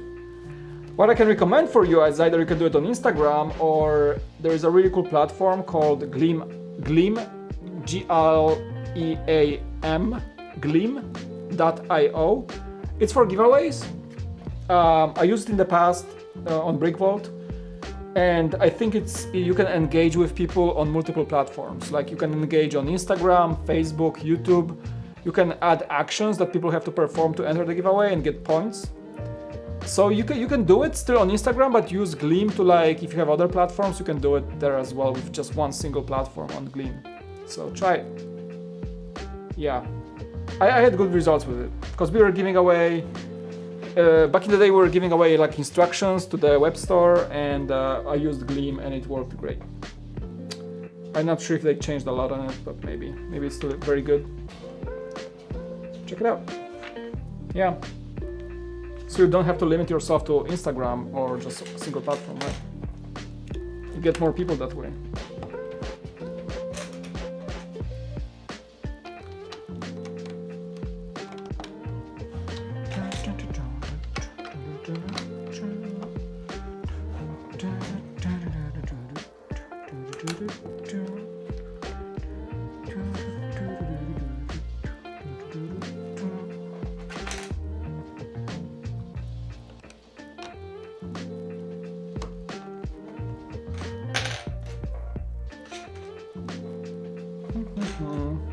Yeah, I think we're gonna do bags 1, 2, and 3 today and call it a day. Stream works, I'm happy with the results. When it comes to my connection, zero dropped frames, thank you. I'm streaming at 7,500 kilobits per second. That's a pretty strong stream quality. My connection performs very well. That was basically the main objective of the stream, to test it out. Because I had pretty bad results on Wi-Fi, but on cable it's really good. My camera performs well, microphone works, the lights work. I had them tell the whole table. The room doesn't get hot. Much better than the last place. Check, check, check, check, check mark. Everything works. So I'm back, baby, to streaming. Super happy. We got the 6990 Futron monorail. Dude! Oh, you don't have it yet still. Oh, man. I thought you had it. Yep, they go for 2K at least. Sealed in the box. If you get the mosaic, it will have my cursive signature as my finest work. Wow. I gotta check your channel, Brickman Mosaics Art. Your name says a lot. You seem like you are doing some really cool things, right? Hit me up on Instagram. Right there at the top, there is my socials, so hit me up. I'm gonna follow you back. Wanna check your stuff, just by the name. If you're doing mosaics, I'm all down to see your work. Just message me on Instagram so I don't forget. I like to discover new people, especially on Instagram. One of the last things I really enjoyed seeing is a friend, a content creator from Poland, also a Lego guy. We are connected via just being content creator, but he's from Poland as well, and he runs one of the bigger Polish Lego channels, and he's judging the stuff on Lego Masters Poland right now. Like, the television actually chosen him, a Lego YouTuber from Poland, to become a judge in the Polish version of the show, and I'm so happy for him. His name is Brodaty Geek. Brodaty is like B-R-O-D-A-T-Y, geek, like the word geek.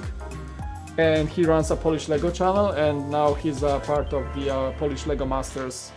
He takes the role that Jamie Bernard and Amy took on Lego Masters US. They were the Lego judges in Poland. He's the judge as a Lego YouTuber, and the other judge is a Polish lady that used to work for Lego in Denmark. She actually was a designer for Lego Friends, and her manager was Amy, the judge from Lego USA, who runs the Lego Friends line, pretty much. So, small world, but it's pretty cool to see a Lego YouTuber becoming a judge in such a cool show. I've been to Lego Masters set as a Beyond the Brick correspondent and met Will Arnett. That was a lot of fun. So it's so fun to see a friend of mine being on the show in my home country. Really cool, really cool.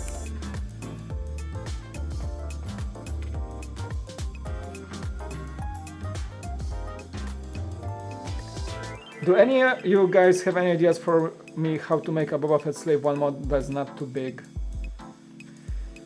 I think the perfect size that I really enjoyed in Slave 1 was that 20th anniversary Slave 1, so you may look into that set and see how they did it. I think it was the perfect size and really good build overall.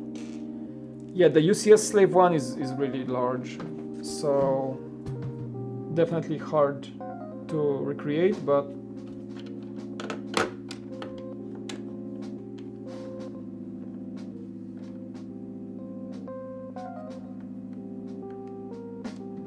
okay, that's gonna be the sliding seat function, I believe.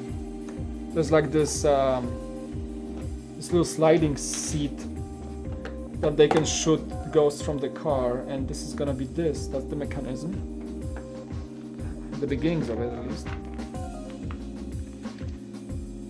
Don't you think that the US Lego Masters was overly cringy?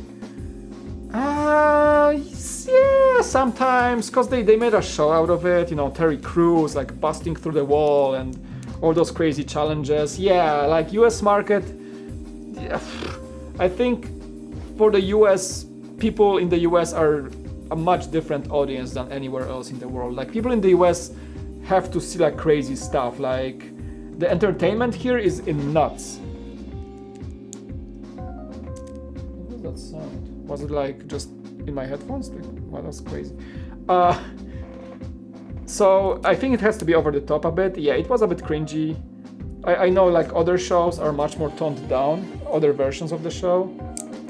But I know, I met the producer and we had a really good conversation on how they produced the show, and how he told me like how he weighted the over-the-topness against entertainment value and just like pure Lego nerdiness. And I think he made a good compromise on how cringy the show should be and how much good content it provides for a typical AFOL viewer, right? And also the show wasn't really aimed at AFOLs, right? It was a show that was made in order to popularize Lego among just the general audience, people who may not be even familiar with what Lego is nowadays, and that adult people are really into Lego as well. So I think it made this goal pretty well. Like a lot of people watched it, and it kind of reinvigorated the passion for Lego to many people. I wonder how many people became AFOLs again after watching Lego Masters. I wonder that, right? But overall, yeah, it was cringy at times. But well, what's not cringy in the US entertainment industry, right? Like US is so over the top. I see that all the time, like especially being from Poland, where things are much toned down, and we're not craving for entertainment all the time like Americans do. And Americans are much more louder when it comes to like having fun, and like they're like much more outgoing. So their type of entertainment they consume is also much more outgoing than any other country. So I think that's what the cringe comes from, right? I know I have 501 followers. You're the 501st. You're the 501st. Very nice number. Yeah. I was about to post a YouTube post like yesterday, because we hit 500 followers on Instagram. Woohoo! Last night. So thank you, guys. And yeah, seems like you're the 501st. The famous battle pack.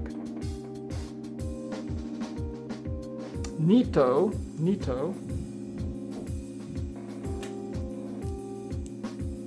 The house has wooden floor on the upstairs, so I can hear my wife and my kids just like da, da, da, da, da. All right, this is the first moment where they want me to apply the rusty sticker. I'm not, okay? We're keeping this clean. We're keeping the car clean. No rust.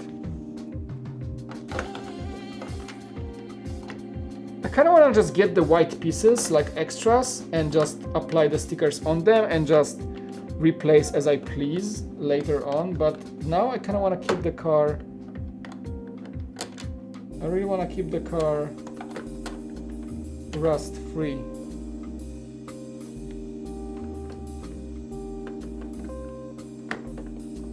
I really do. Okay, what else is there? The whole mechanism is kind of... What is that piece even? Kind of cool.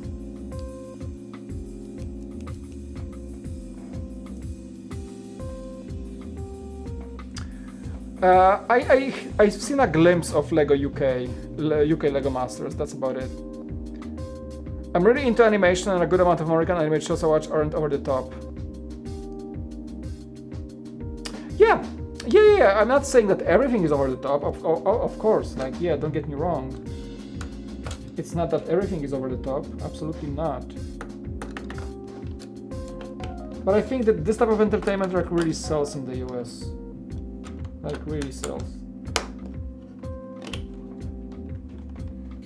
What is happening here? What am I doing?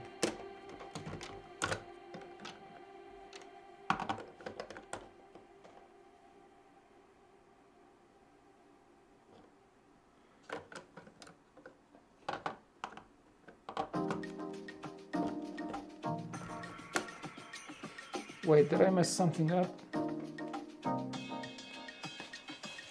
Hold your horses. No, this is correct. It should fit right in.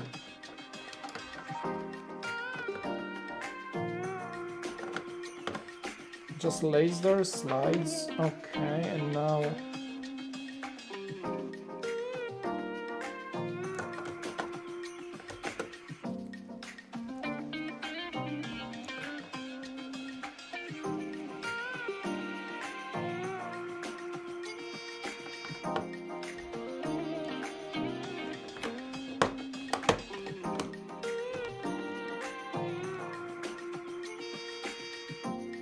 There's something wrong here. Not sure what. Hold your horses. I gotta check a few things. This is correct. I'll remove this for now. It doesn't allow me that there's either one brick too far or what is going on here. Mike Siaki, what did you do here? Why is this so much weirdness?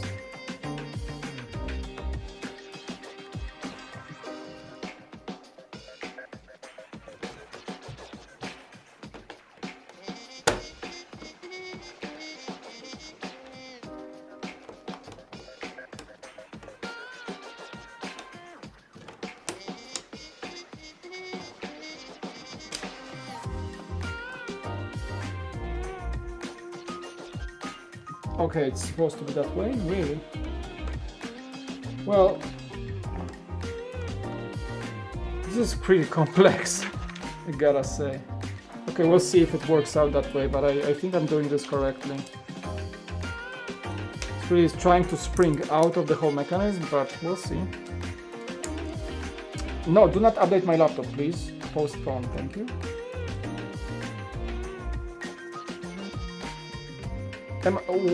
I did not get the Christmas wreath, no. No. Yeah, I missed out on a few things I really wanted. I think the most painful one is that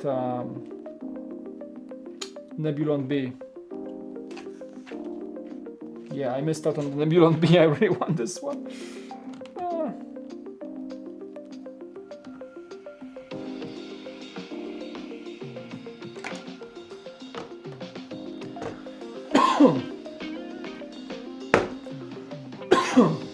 Some really itchy my...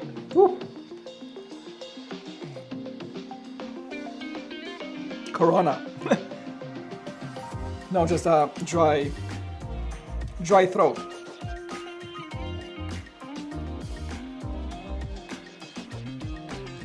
The father and son team that won the UK created a Lego mutoscope. Absolute genius, nice. I'm not very familiar with the UK version though.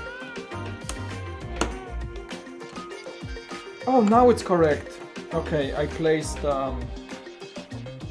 It was me, I missed it. It's good now. It didn't snap in place fully, it was on me. Okie dokie dokie.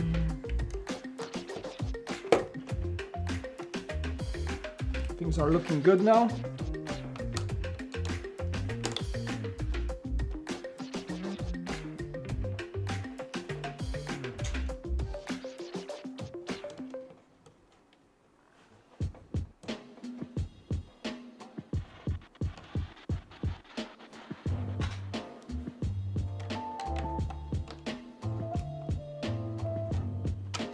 All right, I think I got it working. I mean, we'll see. We will see. What time is it, by the way? 9:27 p.m. Okay. Yeah, I'm still going. I'm still going. For a while. For a few more bits. Yeah, I've seen some of these Star Wars shows. Wasn't able to delve too deep into what's coming. But yeah, I will definitely watch Obi-Wan and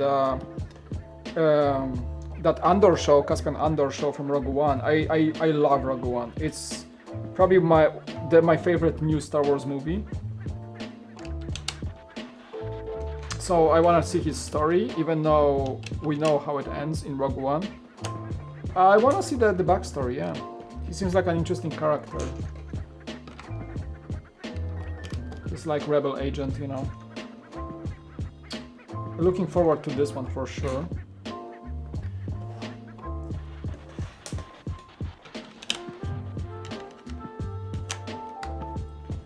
I mean, I'm on the side that I like that Disney is expanding Star Wars into different new venues. I think it's gonna keep the content fresh, hopefully. I wanna see what they'll do with it. You know, we still have that that new era of Star Wars to come, that High Republic or whatever that was, right? Yeah, Rogue One was a masterpiece. I really enjoyed this movie. It was a great, like, almost like nitty-gritty war movie, and it's like you took, I don't know, like Saving Private Ryan and put Star Wars on it, right? It was kind of like this feeling, like it showed not the grandeur, you know, top of the top, galaxy-wide Jedi conflict, but it showed the war, like it showed the soldiers of the rebel side fighting against the mighty empire. And I like this whole like spy network stuff, and you know, how they came to be, how they came to, against all odds, to steal the Death Star plans. I like this side of the story, like normal people without the Jedi powers, you know, superpowers, trying to overcome this mighty empire. It felt like, you know, the resistance fighting against the Nazi Germany, right? For example. So I like this. It was more like a war movie than a Star Wars movie, and I enjoyed it very well that way. I felt that Rogue One was fantastic in that way. I liked Solo as well. Solo also showed his story from that side. It was a bit over the top for sure, but you know, I think when you don't have Jedi in Star Wars, it kind of helps the content for some reason.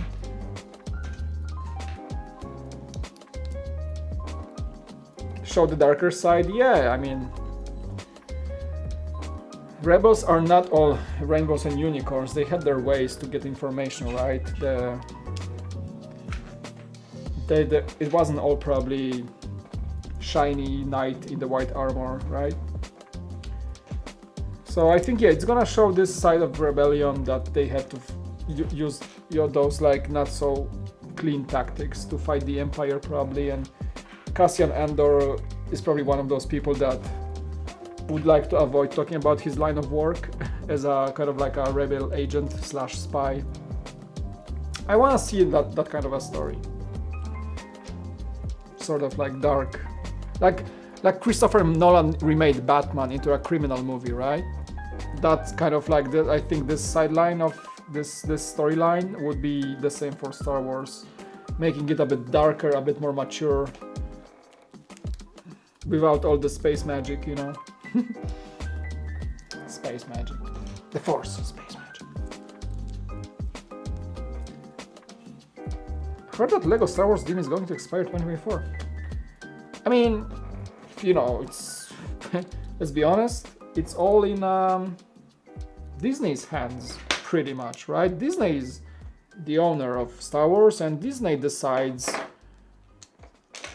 how and who should get the license for their stuff. we'll see. I mean, I think the collaboration and the bond between Lego and Disney is so strong. I don't see why they would expire such a beloved and long-lasting and ever-selling theme. It's basically a golden hen at this point for Lego and Disney, so I'm not sure why they would do it, but I don't know why it would happen, honestly. It would be a weird move from Disney and Lego, in my opinion. Yes, I would miss that a lot.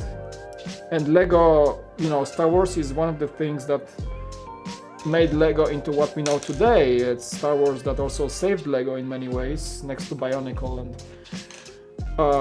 it's a very important license. It basically started the whole licensing thing for Lego. If it wasn't for Star Wars, you would not have Jurassic World or Harry Potter, or basically Lego went into licensing thanks to Star Wars. Let's be honest here, right? Oh, I'm building the Proton Pack. Nice. Alright. Got some ghost catching stuff to do.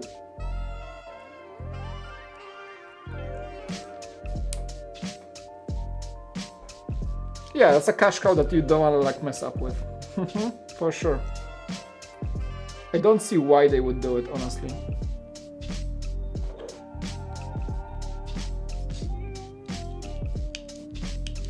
Why would you kill the cow that makes you cash?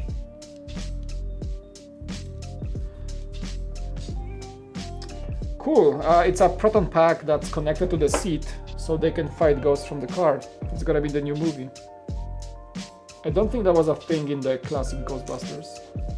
Maybe?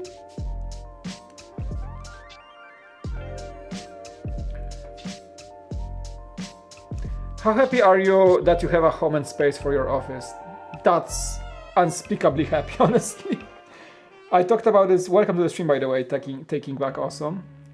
It's like a dream come true, honestly. Like, that's something I've been like, having a space to work that's not like shared with I don't know, like other purpose, like being a bedroom or having my kids' toys all over the place here. Like, it's night and day difference. I can come here, I can work, I can do all the like things that require focus. This is my home office as well, so I work from home during COVID, and this really helps right now a lot with the like being focused, and I think I get more work done that way. And just like being able to like set things up the way I want, and nobody ever touches them, so I can come back and the camera is in the same place. I don't have to move anything.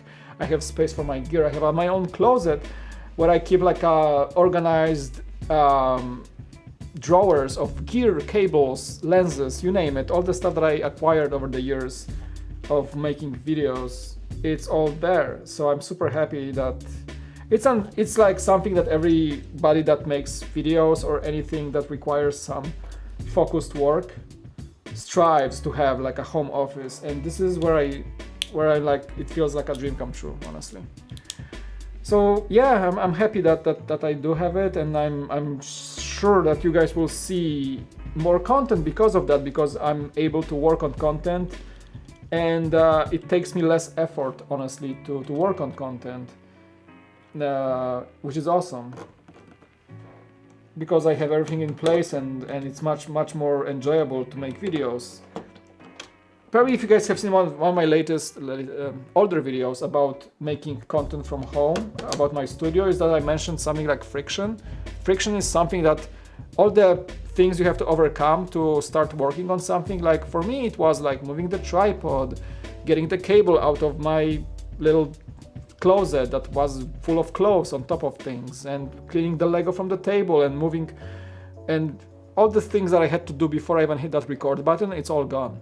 Right, so now I have my lights are in place and camera is in place. I just have to check the settings and the levels, get the computer going, and that's it. This room is made for doing that, and it wasn't like that before. So it's a night and day difference. Eliminating that friction when you create content, it's like gravely important for me, at least, because I hate wasting time on like, oh, I gotta like clean this first, move stuff this here, and like get the tripod from the closet, like set it out, like make sure. No, not anymore, right? Just come in, idea, boom, recording, boom, done, boom, card to the computer, edit, publish. That's it. Really good, really good feeling. Yeah, head out for the night, have a good night's sleep. Of course, do not waste your time watching some guy building Lego late at night.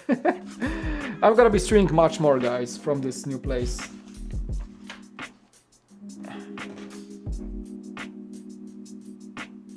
Why do I have this?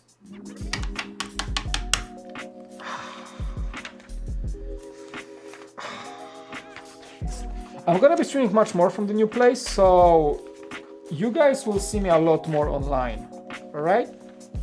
So don't feel bad about, I don't know, missing a stream or something. We're good. Where did I miss a 1x4 in gray? I think I know.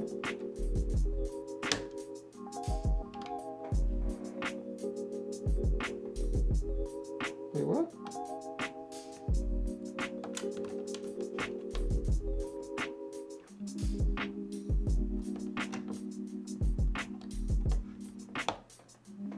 No, it's there.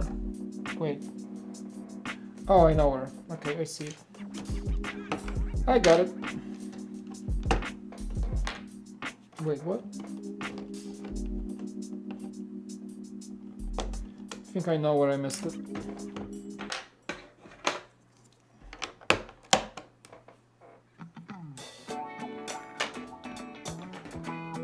I think. Yeah, it's right here under. I got you.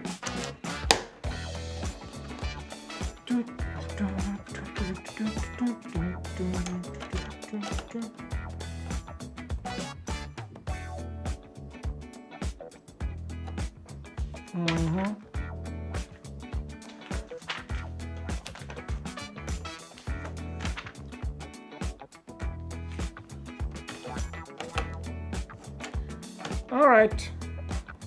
Got it. Still got a single brick that wasn't there at the bottom. We're good. We're good. We good. Okay. That concludes bag number 2. Very cool. We'll see. I feel good about streaming from here now, so it's super enjoyable. Like, let me tell you, at this point in time, we're like what? 2 hours in? Probably. At this point in time, 2 hours ago. Okay, so I started streaming 2 hours ago. At this point in time, my old studio would get really warm.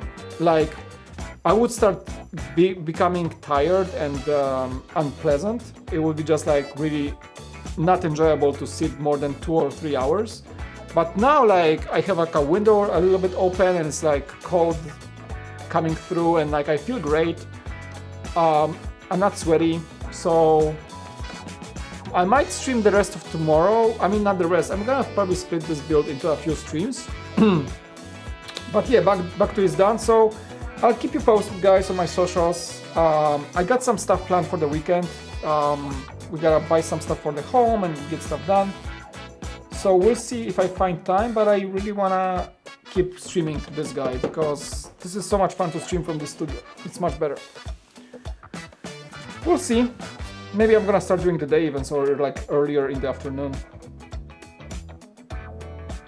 Keeps me entertained watching your streams. Thank you. You have 2 more evenings at night shift. Hope it goes well, man. I'll see if I can find some time to stream. Maybe an hour here or 2. We'll see.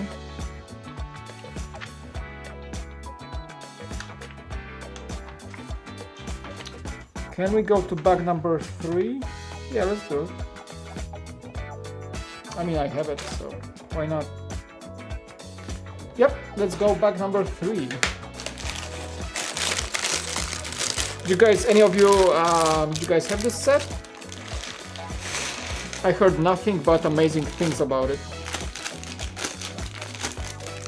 But it's such a fantastic car. I mean, it's a Mike Psiaki set, so how can this be not good? go crazy to 4, then go back to 3. Why? Nah. I'm a traditional type of guy. I'm going by the book.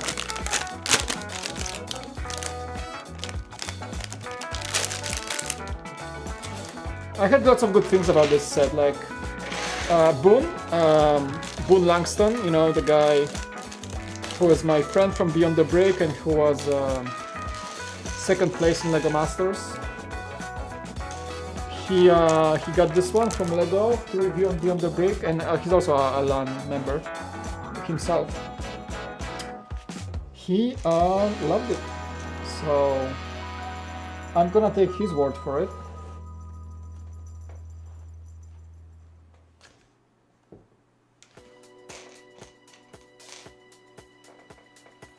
I know. Really sucks he lost. But Tyler is also an excellent builder. I've been following Tyler Kleitz on Flickr for ages, and he's a fantastic builder, so they both deserved it, honestly, but yeah. I thought it would be Boone. I thought it would be Boone.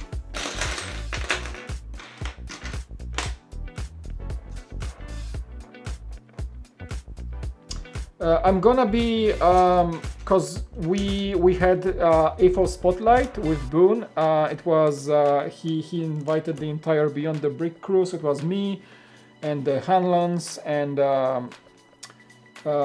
Brian and Kirk from Vision Bricks. We all are part of the crew, and we talked. We had a really nice talk with Boone. On his channel under his A4 Spotlight series, and I'm gonna be also joining him somewhere in the new year, in January, probably as for a little interview / podcast. He already invited me, so that's gonna be fun. We'll see how it goes. Jeff! Tyler is a very good builder. Imo, it is what it is. I was hoping Boone won. Both he and Mark did a great job. Yeah, I agree. Oh, thanks. And Jeff, I really enjoyed your episode as well, because Jeff was also part of, he was also a guest for Boone. Yeah, Boone is a really cool guy. Like, he runs his channel very nicely, and I like his content. He's such a nice dude, honestly. It was funny, like, when I was doing Lego Masters content on the set, it was the last day they were filming the finale, and I was prohibited from talking to any of the contestants. And I know Boone was there because I was on the set as a media person. I had my camera on my Beyond the Brick shirt and everything, and Boone was there like filming, and they were like doing the big build. I wasn't able to see anything; it was confidential. But Boone was coming from his trailer because they had like crew charters, whatever, and trailers for the contestants to like chill between the recordings. And Boone was like coming out from his trailer and he was like, "We can talk, man. We can talk." I know, okay, cool, yes. Talk soon, dude. Like, we were like waving at each other. That was funny.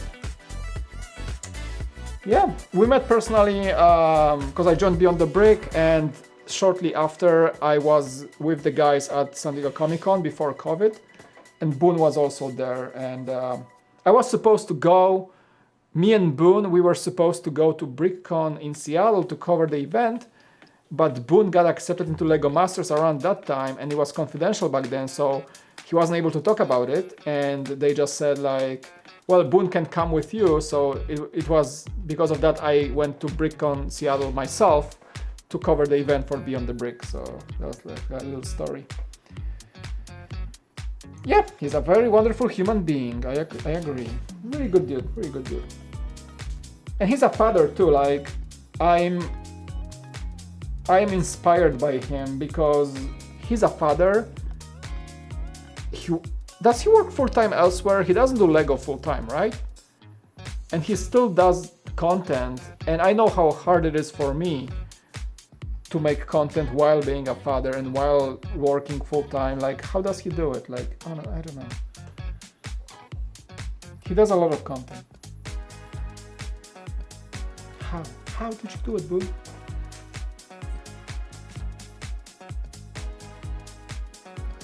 Also, he's full-time right now, Jeff? You know him closer than I do, I think, personally. Interesting, I thought he worked full-time elsewhere. I know how hard it is, honestly, I do. I'm trying to connect all the dots myself, and I know it's very challenging.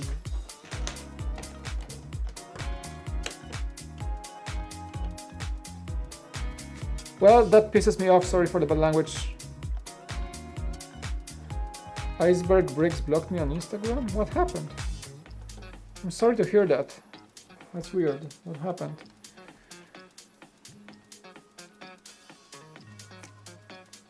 Well, he usually does what he wants to give it a shot. He comes for doing well. What do you know? I know, like, if you don't try, you don't try, right? You gotta know.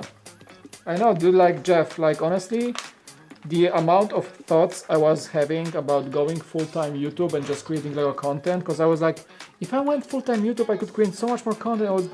I would not be stressed out by my regular job that, well, pays my bills, and I do enjoy it. It's a really awesome company I work for, and I can, like, you know, I love Lego and stuff, but I like the job too, so it was like, the conversation I had with myself was a lot, right? But I don't think it's gonna be responsible for me to go full-time YouTube right now. I'm trying to keep going as I go, trying to see if this channel can build a business on the side or something like that, maybe in the future, but for now I just enjoy the process, and the support is amazing from the community, so there's that.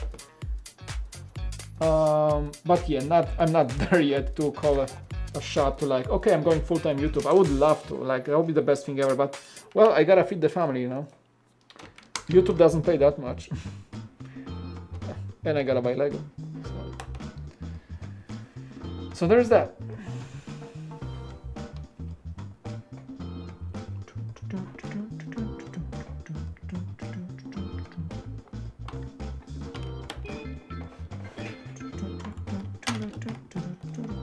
I love the build so far, man. It's so cool.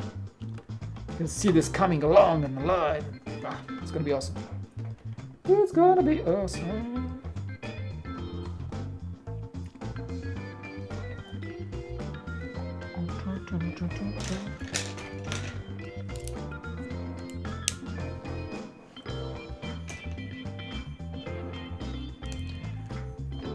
By the way, how are you guys all holding up so far? Just wanna like politely ask. I really wanna know how people are doing. No, COVID is getting longer and longer. Today is the kind of like a day with the light in the tunnel. Seems like they're approving the vaccine for use in the US as of today. The Pfizer vaccine, the one that's pretty effective. There's also Moderna, but how you guys have been so far? I've been in a lower point before the move, but I gotta be honest, like once I moved, like everything is new again, you know how it feels, and just being able to like, even in lockdown, the new place feels much better for me, so I hope you guys are also going through it in a good fashion. Because I had this like lockdown fatigue. I had this like anxiety because like the quarantine is the new normal, right? And it started to really get to me. And I hate it.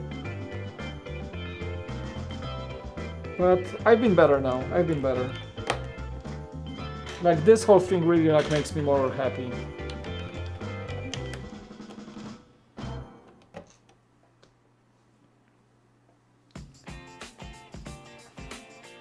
I'm so done with other humans ruining the chance of us moving past quarantine. I know, dude. I know the feeling. Strong rumors that this COVID vaccine can cause infertility in women? Really? Any like scientific data supporting that? That's kind of crazy if it's true. They wouldn't approve that if that was true, right? Crazy. Do you have some research on that? Or just too early to tell? Yeah, if you can cite, we need a source for such. It's a very strong rumor, so if there's a source for that, like scientific source, some sort of like a data or research.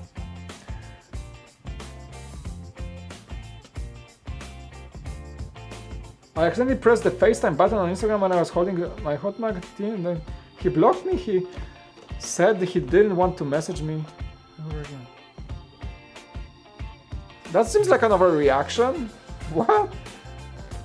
That's so weird. Really weird. Sorry to hear that, dude, but I mean, I don't know this guy, and I'm not sure why he would do that. So, FDA approved one of the vaccines, that wouldn't happen if it was infertility. Yeah, like, they need to have data on that. It wouldn't get approved if it had such a strong side effect. Like, it would have to be like, this side effect of that magnitude would have to be set in stone and like confirmed by a lot of data. Otherwise, the FDA would not overlook such a thing. So there's lots of research coming out from Germany, Sweden, and Eastern Europe supporting it.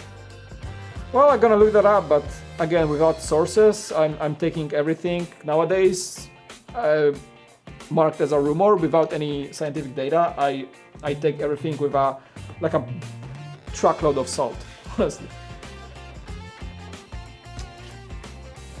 Yeah, I don't think you can post links in the chat, but at least you can tell where to find the data. That seems like a pretty important thing to overlook, right? Well, this vaccine works, but well, you're gonna be you won't have kids ever again. Like what? Oh, okay. No, thank you. Oh, sorry. Scusi, scared you. Scared myself as well. Oh wait, what? I missed the break. I missed the break. All right. Things are looking decent. Things are looking fine. The car is growing. Man, it's like, I was this happy last when I was building the Barracuda Bay. This was also like a set that I was really looking forward to getting. The ECTO-1 feels the same. So happy. And I know, Jeff, I know you have the one from the 80s, right? The play car. Man, this feels like the one from the 80s, but in Lego, right?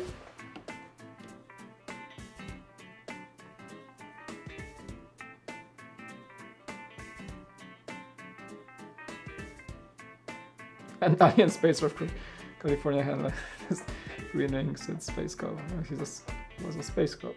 My source is from a comic book. Just about to head to bed. Say, love the new studio. Would love to have you back on the show. Hey, Russell, what's up, dude? Hit me up anytime, bro. Hit me up. Was so much fun to talk to you. Yeah, let's do it. Hit me up. Twitter, Instagram, you name it. Oh, so he's Mel from Lego Masters? Oh man, that sucks. So you accidentally FaceTimed him and he thought you were kind of like a creep and he blocked you? Oh my goodness. Sorry to hear that. Oh man. How do you... Can someone message him and like tell that was a mistake or something? I don't know the guy, I'm sorry. Maybe Boone. Boone knows him, right? They contested, so maybe message Boone Langston. Yeah, I mean, actually, yeah, message Boone. Boone is a really good guy, like Jeff and me, we know him, right? So message Boone, tell him what happened, ask him nicely if he can contact Mel and unblock you. Tell him what happened. I don't know Mel personally, like, so...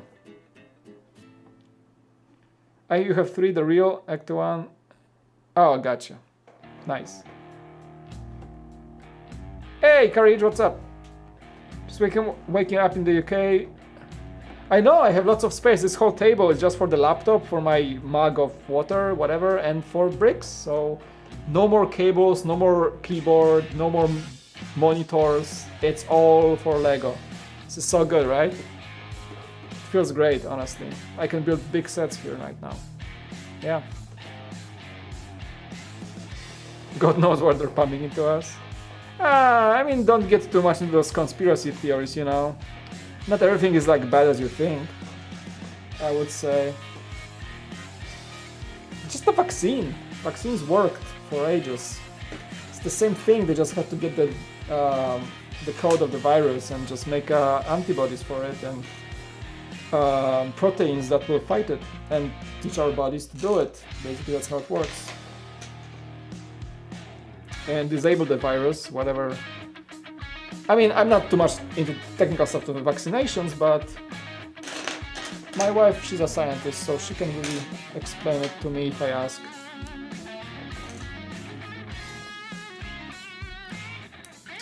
Eli, no, I did not quit Beyond the Brick. Absolutely not. No. I just wasn't making a lot of content for them lately. Like, we are kind of like slowed down on content because of the pandemic. I've been part of the live streams. Like, I didn't do any reviews for them lately or anything. Brian is doing mostly reviews now, but no, we're good. Like, dude, I just got this today. Like, during the stream, actually today. It's a Christmas card from Joshua and John Hanlon from Beyond the Brick. My wife knocked on the door and she brought it today, this very stream from the mailbox, and this is the guys wishing me Merry Christmas, and it says, "Hi Mike, thanks for all your hard work. Thanks for all your work on Beyond the Brick this year. Looking forward to more great videos from you in 2021. Signed by John and Joshua Hanlon." So we're good. We're still friends. We're gonna make more content together for sure. I'm still good with them. We're good. Oh, you got one too, Jeff? Nice.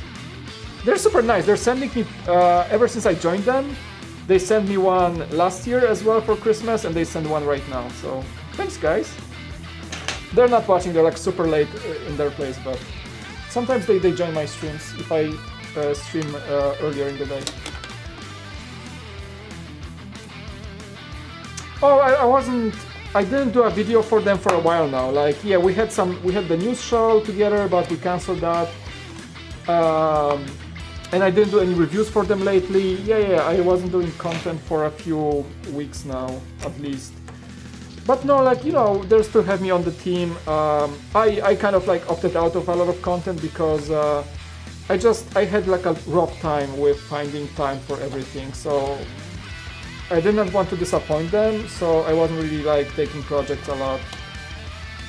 So it was on me as well. But we're on a very good terms, so we're good. Yeah, Jeff, you were on the stream a lot, so yeah, these guys are great. Like, I'm so happy you're part of the community as well, Jeff. Yeah, it's such a cool people to be around, right? The stream was fun. Brian was killing it. And we killed the goal, right? The donation goal.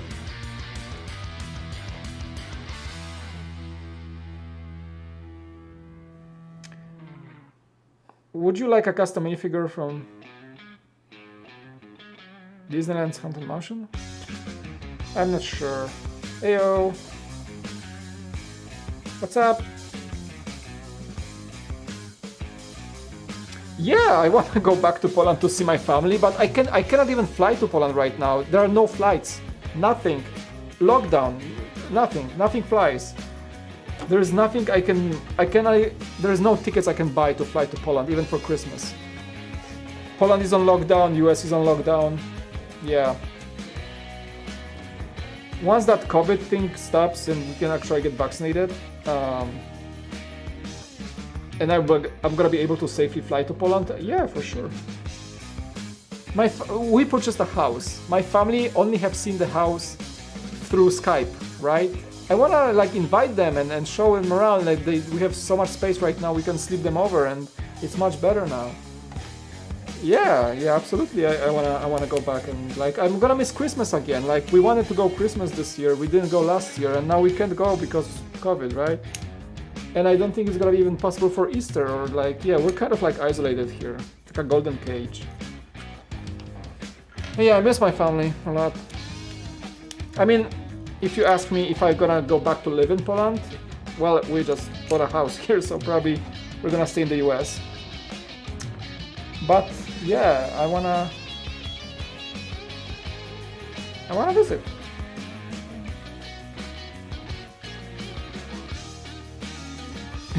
You had a house to manage, family. Yeah.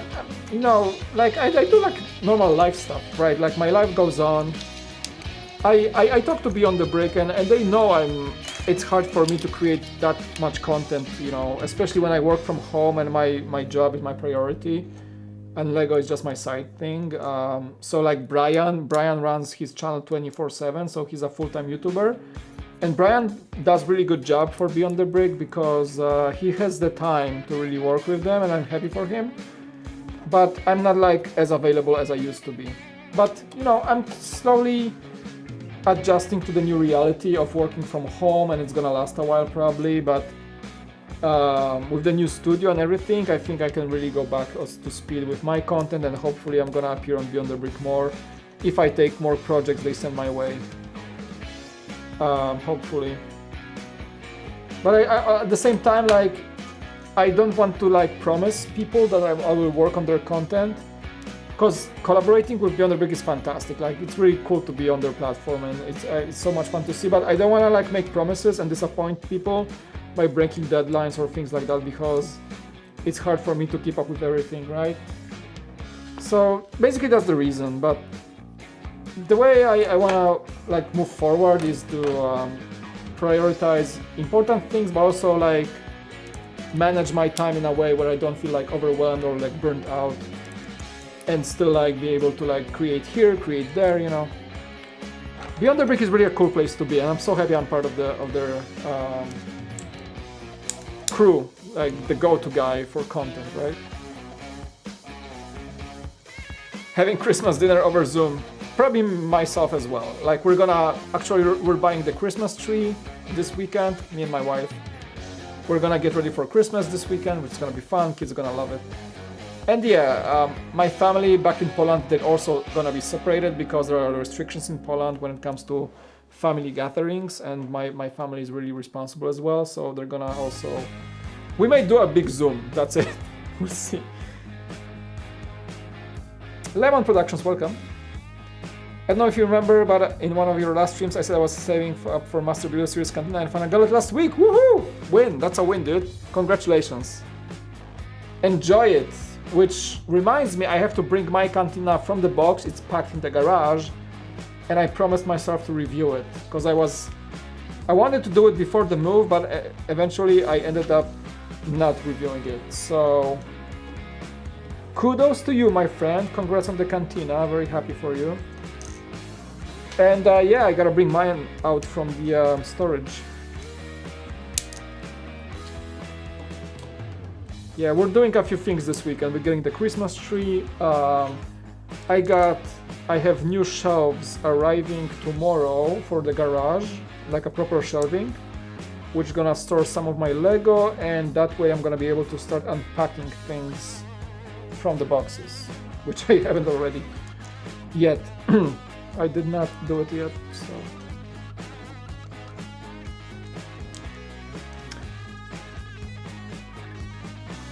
Or getting COVID tests. That's very nice of you. Really responsible.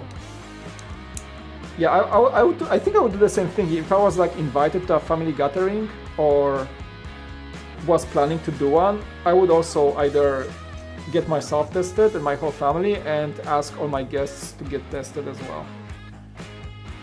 That's, you know, like, I know it sounds crazy when you say it out loud, but that's the times we're living in. We had to adjust pretty fast over this year, and well, the pandemic is not a joke, you know, so.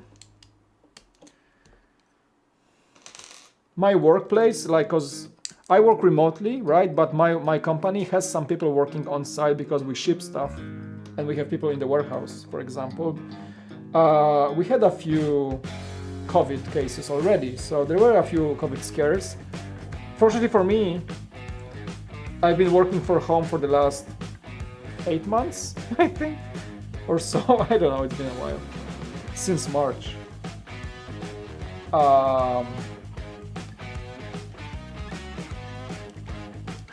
So for me, like, I didn't have any COVID scares, but yeah, my friends, some people worked on site, so they have testing and precautions and things like that. So it's real, like it can get you. Gotta be careful. Gotta be careful. Cause Corona gonna get you.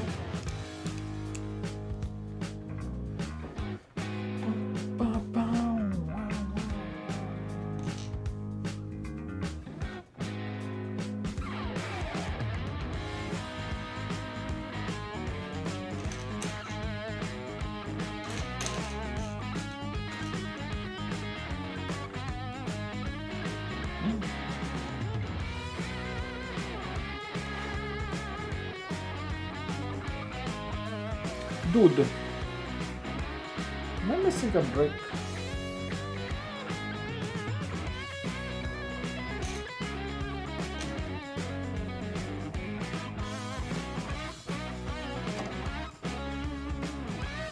A blue 1x2.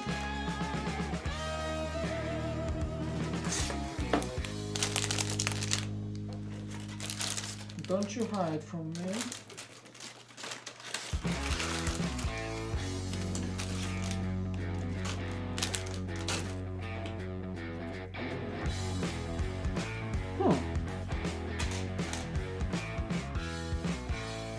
We're missing a brick. What is happening?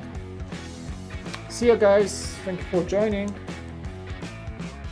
Yeah, no worries. I'm gonna be finishing up soon, so don't you worry. But something is not right because I'm missing a brick.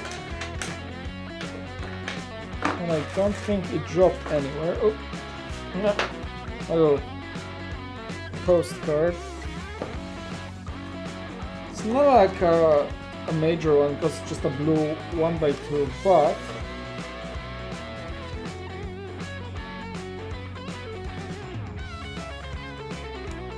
oh, I'm not missing, I'm just not very smart. Just placed it somewhere else. We're good, I got it.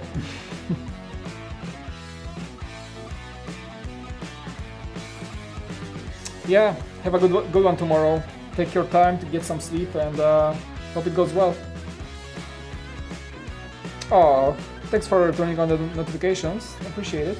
Yeah, the bell button really helps if you want to know when I go live, because YouTube is not really notifying people without the bell button for live streams most of the time for some reason. I'm not sure why. So you guys can always at least know where I go live. Thank you for clicking that little bell button. Appreciate it. Yeah, YouTube has some weird policy for notifications for live streaming. I don't know, for smaller channels especially, it's really hard to get it to work in a way that my subscribers actually get notified. They usually don't. So I'm seeing like 20-25 people joining. I would hope for more people to join, but just that's the way it works. That's the way the cookie crumbles.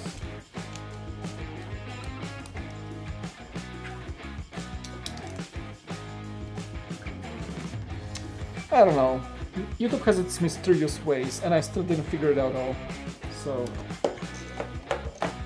either you have to be really big to get lots of people on streams, or I don't know, have more people have notifications on. I have no idea. Been on this platform for what, 3 or 4 years in different places, and I still don't know how that all works.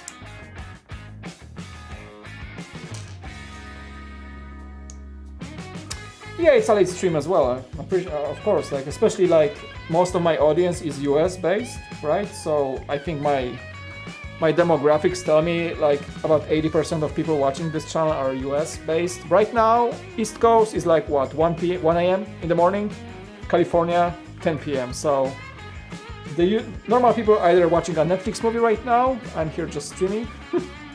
It's Friday night, so yeah, absolutely. I'm not expecting crowds of people to join.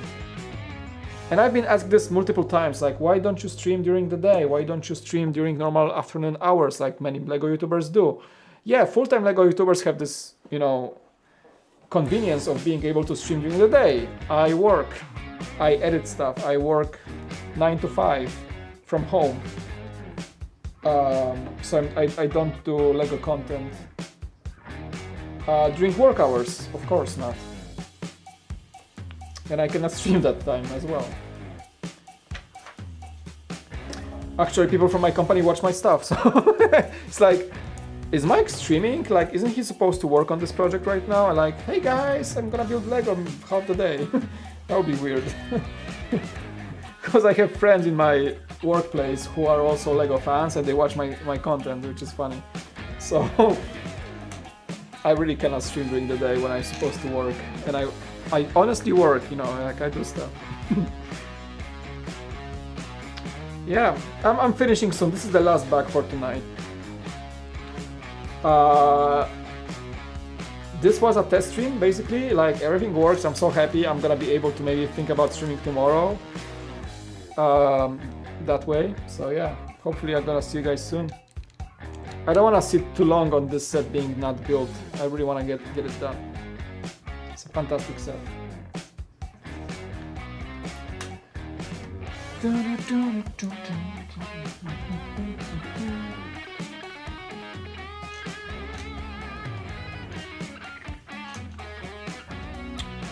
Hey, Wexbricks, what's up, dude? What's up? Thanks for joining that late.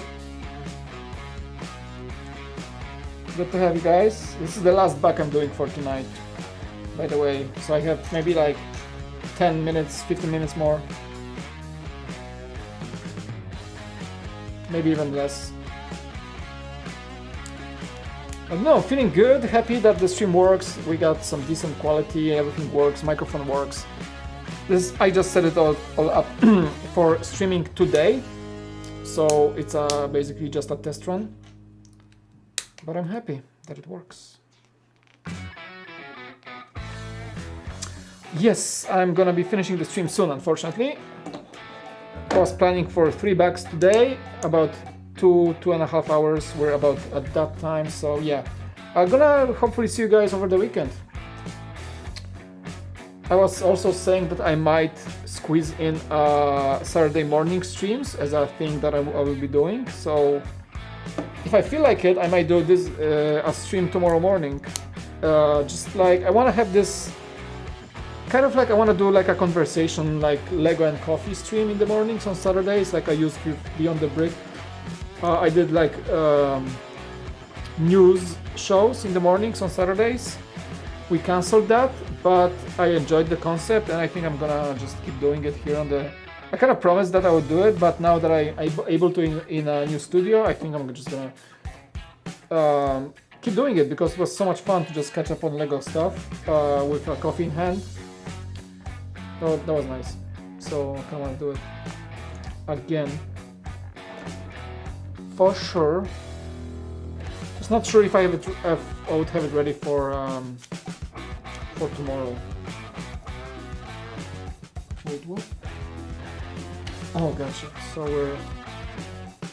Man, this build is insane, okay? It's Mike Siaki, so his designs are just pretty good. I missed the news, MLR Productions news ended, so there is not much except but oh yeah, there's always place for news, right? So if you don't know, I had this format where I would go live. I would prepare my episode the night before. And I had this show on Beyond the Brick, just the news time, and I would just go in the morning and just go through the news in this like 1 hour, 40 minutes to 1 hour long fashion. And I really enjoyed it because we had conversations, we were able to like react to the news real time. And honestly, I want to come back to it, like it was fun. It was really fun. I just did not have the audacity to do it on this channel yet, because I wanted to like, I don't know, like to sort of, it was really kind of challenging to do in the apartment on Saturday mornings because my family would wake up and and the kids would be like running around the place, so it was kind of like challenging to ask them to be quiet for like an hour in the mornings every Saturday. So it was a burden, but now this is a entirely studio room that I can close myself in and just do whatever. They can sleep upstairs, so I can totally do it on Saturdays again, right? So there is no conflict. So that's why I'm thinking about coming back with this conversation style streams in the mornings. That will be fun, right? Hopefully. Because we get some really cool conversations, honestly, with people too. Do I play Among Us? I watch a lot of Among Us streamers, but I do not play the game. I have no friends online who play games. I mean, I don't... No, it's the other way around. I do not really have time to play games, so I don't make friends playing games. No, I never played Among Us. I watch just streamers do it. Because I watch streamers at night. I edit a lot of videos late night. So I usually watch a streamer while editing.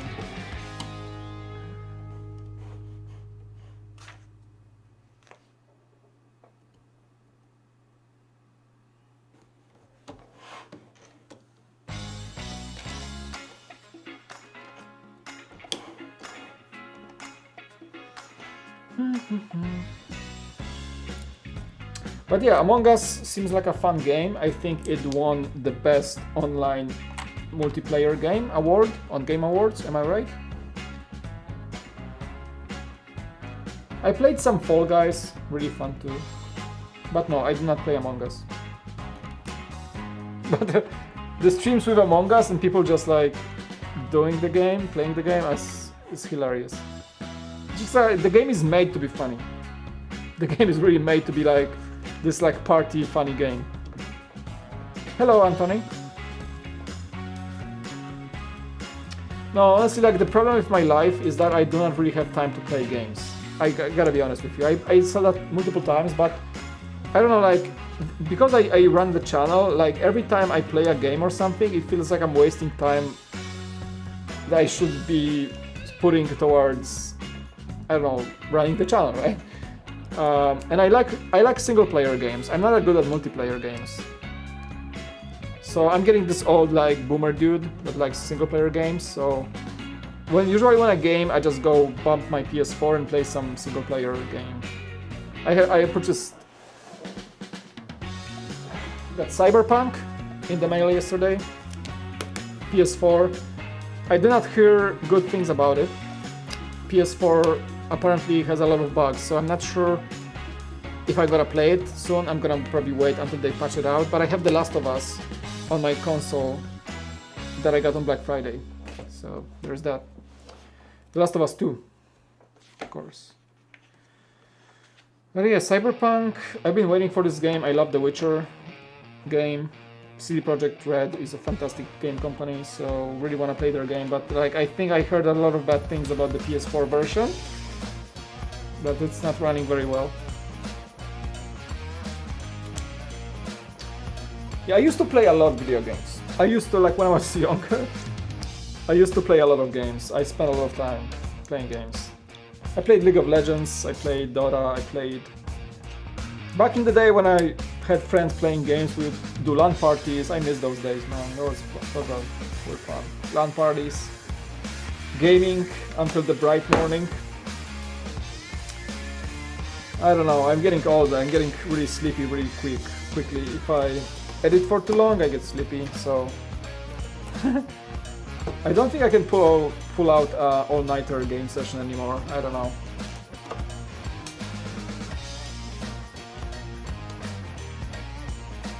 Alright, almost there with this bag. Looking real good. Will you do a review of Cyberpunk? Huh. Honestly, I did not think of that. Maybe. I mean, maybe a review, yeah, but I don't think I would stream this game here on the channel, because honestly I'm trying to be a family friendly channel. And Cyberpunk has some mature content. So, but a review, yeah, maybe. Maybe I should even, so like I've been waiting for this game for so long. Why not? Honestly, I never made a game review ever before. I did not. Do you play an instrument? I can pick a guitar and play something occasionally.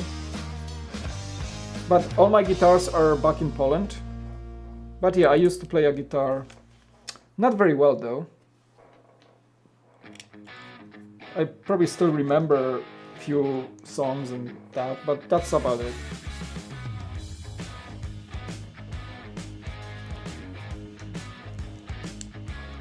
Yeah, I have back in Poland, my parents' house, I have a classic guitar, I have a electric guitar. Yeah, I used to play like high school, early college. So it's been a few years, probably I would be very rusty at this point.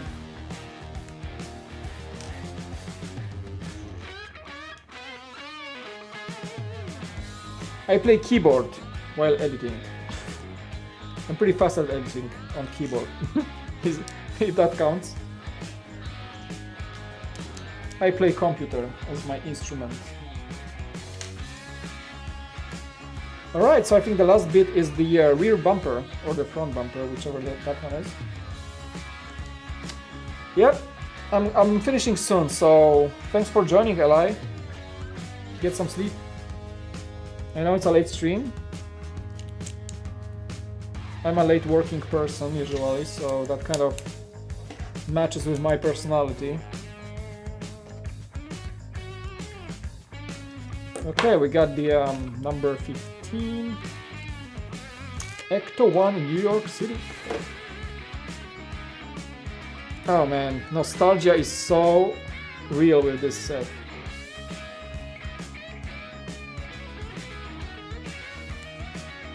I wish they at least, for such sets of this magnitude, I wish they at least tried to make those prints.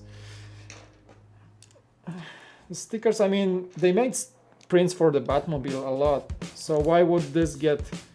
How hard it is to just print the ECTO-1 on a 2x4 tile. Come on, Lego. It would be so much better. Have a good night.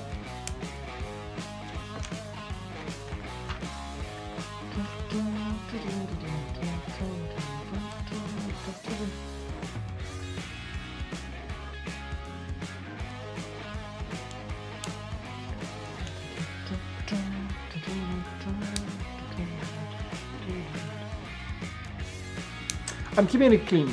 Yeah, that's a good question. No, I decided to skip the rusty stickers for now. No, I wanna have the classic 1980s Ghostbusters look. I'm thinking about just getting the white pieces, matching the ones that need the stickers as extras, and just replace them as I please. I don't wanna put stickers right now.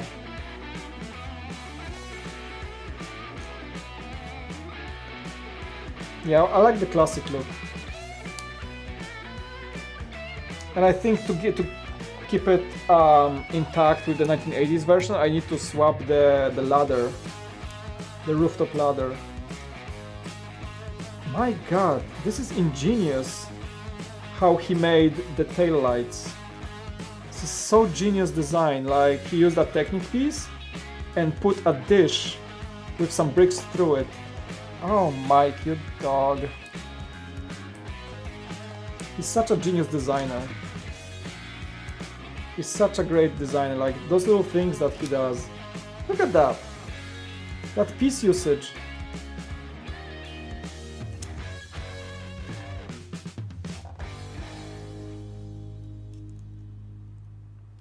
And there's like a little chalice piece to hold it together. That's insanely well designed. Almost illegal, if you will. That's pretty cool. All right. Let's attach this thing to the back. It's just dropped. This is such a clever design for the tail lights. Like wow, the piece usage here. I wish I had a closer camera, but there is a second camera in the studio. I just don't have the gear to run two angles right now, but for the future streams, I'm gonna be able to show you details like this, which is something I really would enjoy having. Really cool. All right, few other pieces left for this one, and we're gonna call it a day or night. Really nice. Really nice.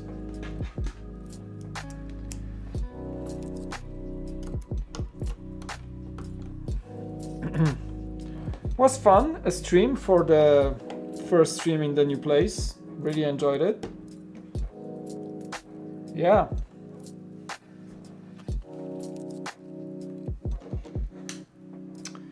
That was a really pleasant experience with you guys. Thank you so much for coming to get tonight. Everything worked. I'm so happy that the stream works. I'm gonna be able to finally get a proper streaming setup from the studio. But for tonight, we're done with 3 bags. 3 bags. Now bag number 4 is the side door and some other extra things in the front of the car. That's the front. Yeah. Yeah, we're gonna come back to the build. So far, so good. Enjoying it so far. Very cool. Guys, thank you so much for joining today. I appreciate the super chats. Definitely awesome for you guys to support me that way. Nathan Briggs did PHP Filipino pesos 125. We had On the Brick with a super chat of $2 and Saul with a super chat of 20 Canadian. You guys are awesome. I know they're sleeping already, but thank you so much for the amazing support. And we're gonna call it a day for tonight, all right? You guys are fantastic. I love you all. Hope you guys enjoyed it, this chill stream. Yeah, later. Thanks so much for having me on your screens, if you will. Yeah, I'm gonna let you know. I really wanna at least find a few hours on the weekend to stream for you. Like, I don't wanna have this build sit for too long without getting built. I really wanna do it. I think I gotta help get my kids to sleep. Anyway, thank you so much for watching. I'll talk to you soon. You guys are awesome, and I'll see you in the next one, all right? And stay tuned, subscribe, and click the like, and stay tuned for more content, because I'm not stopping anywhere, all right? All right. You guys rock. Peace out. Bye.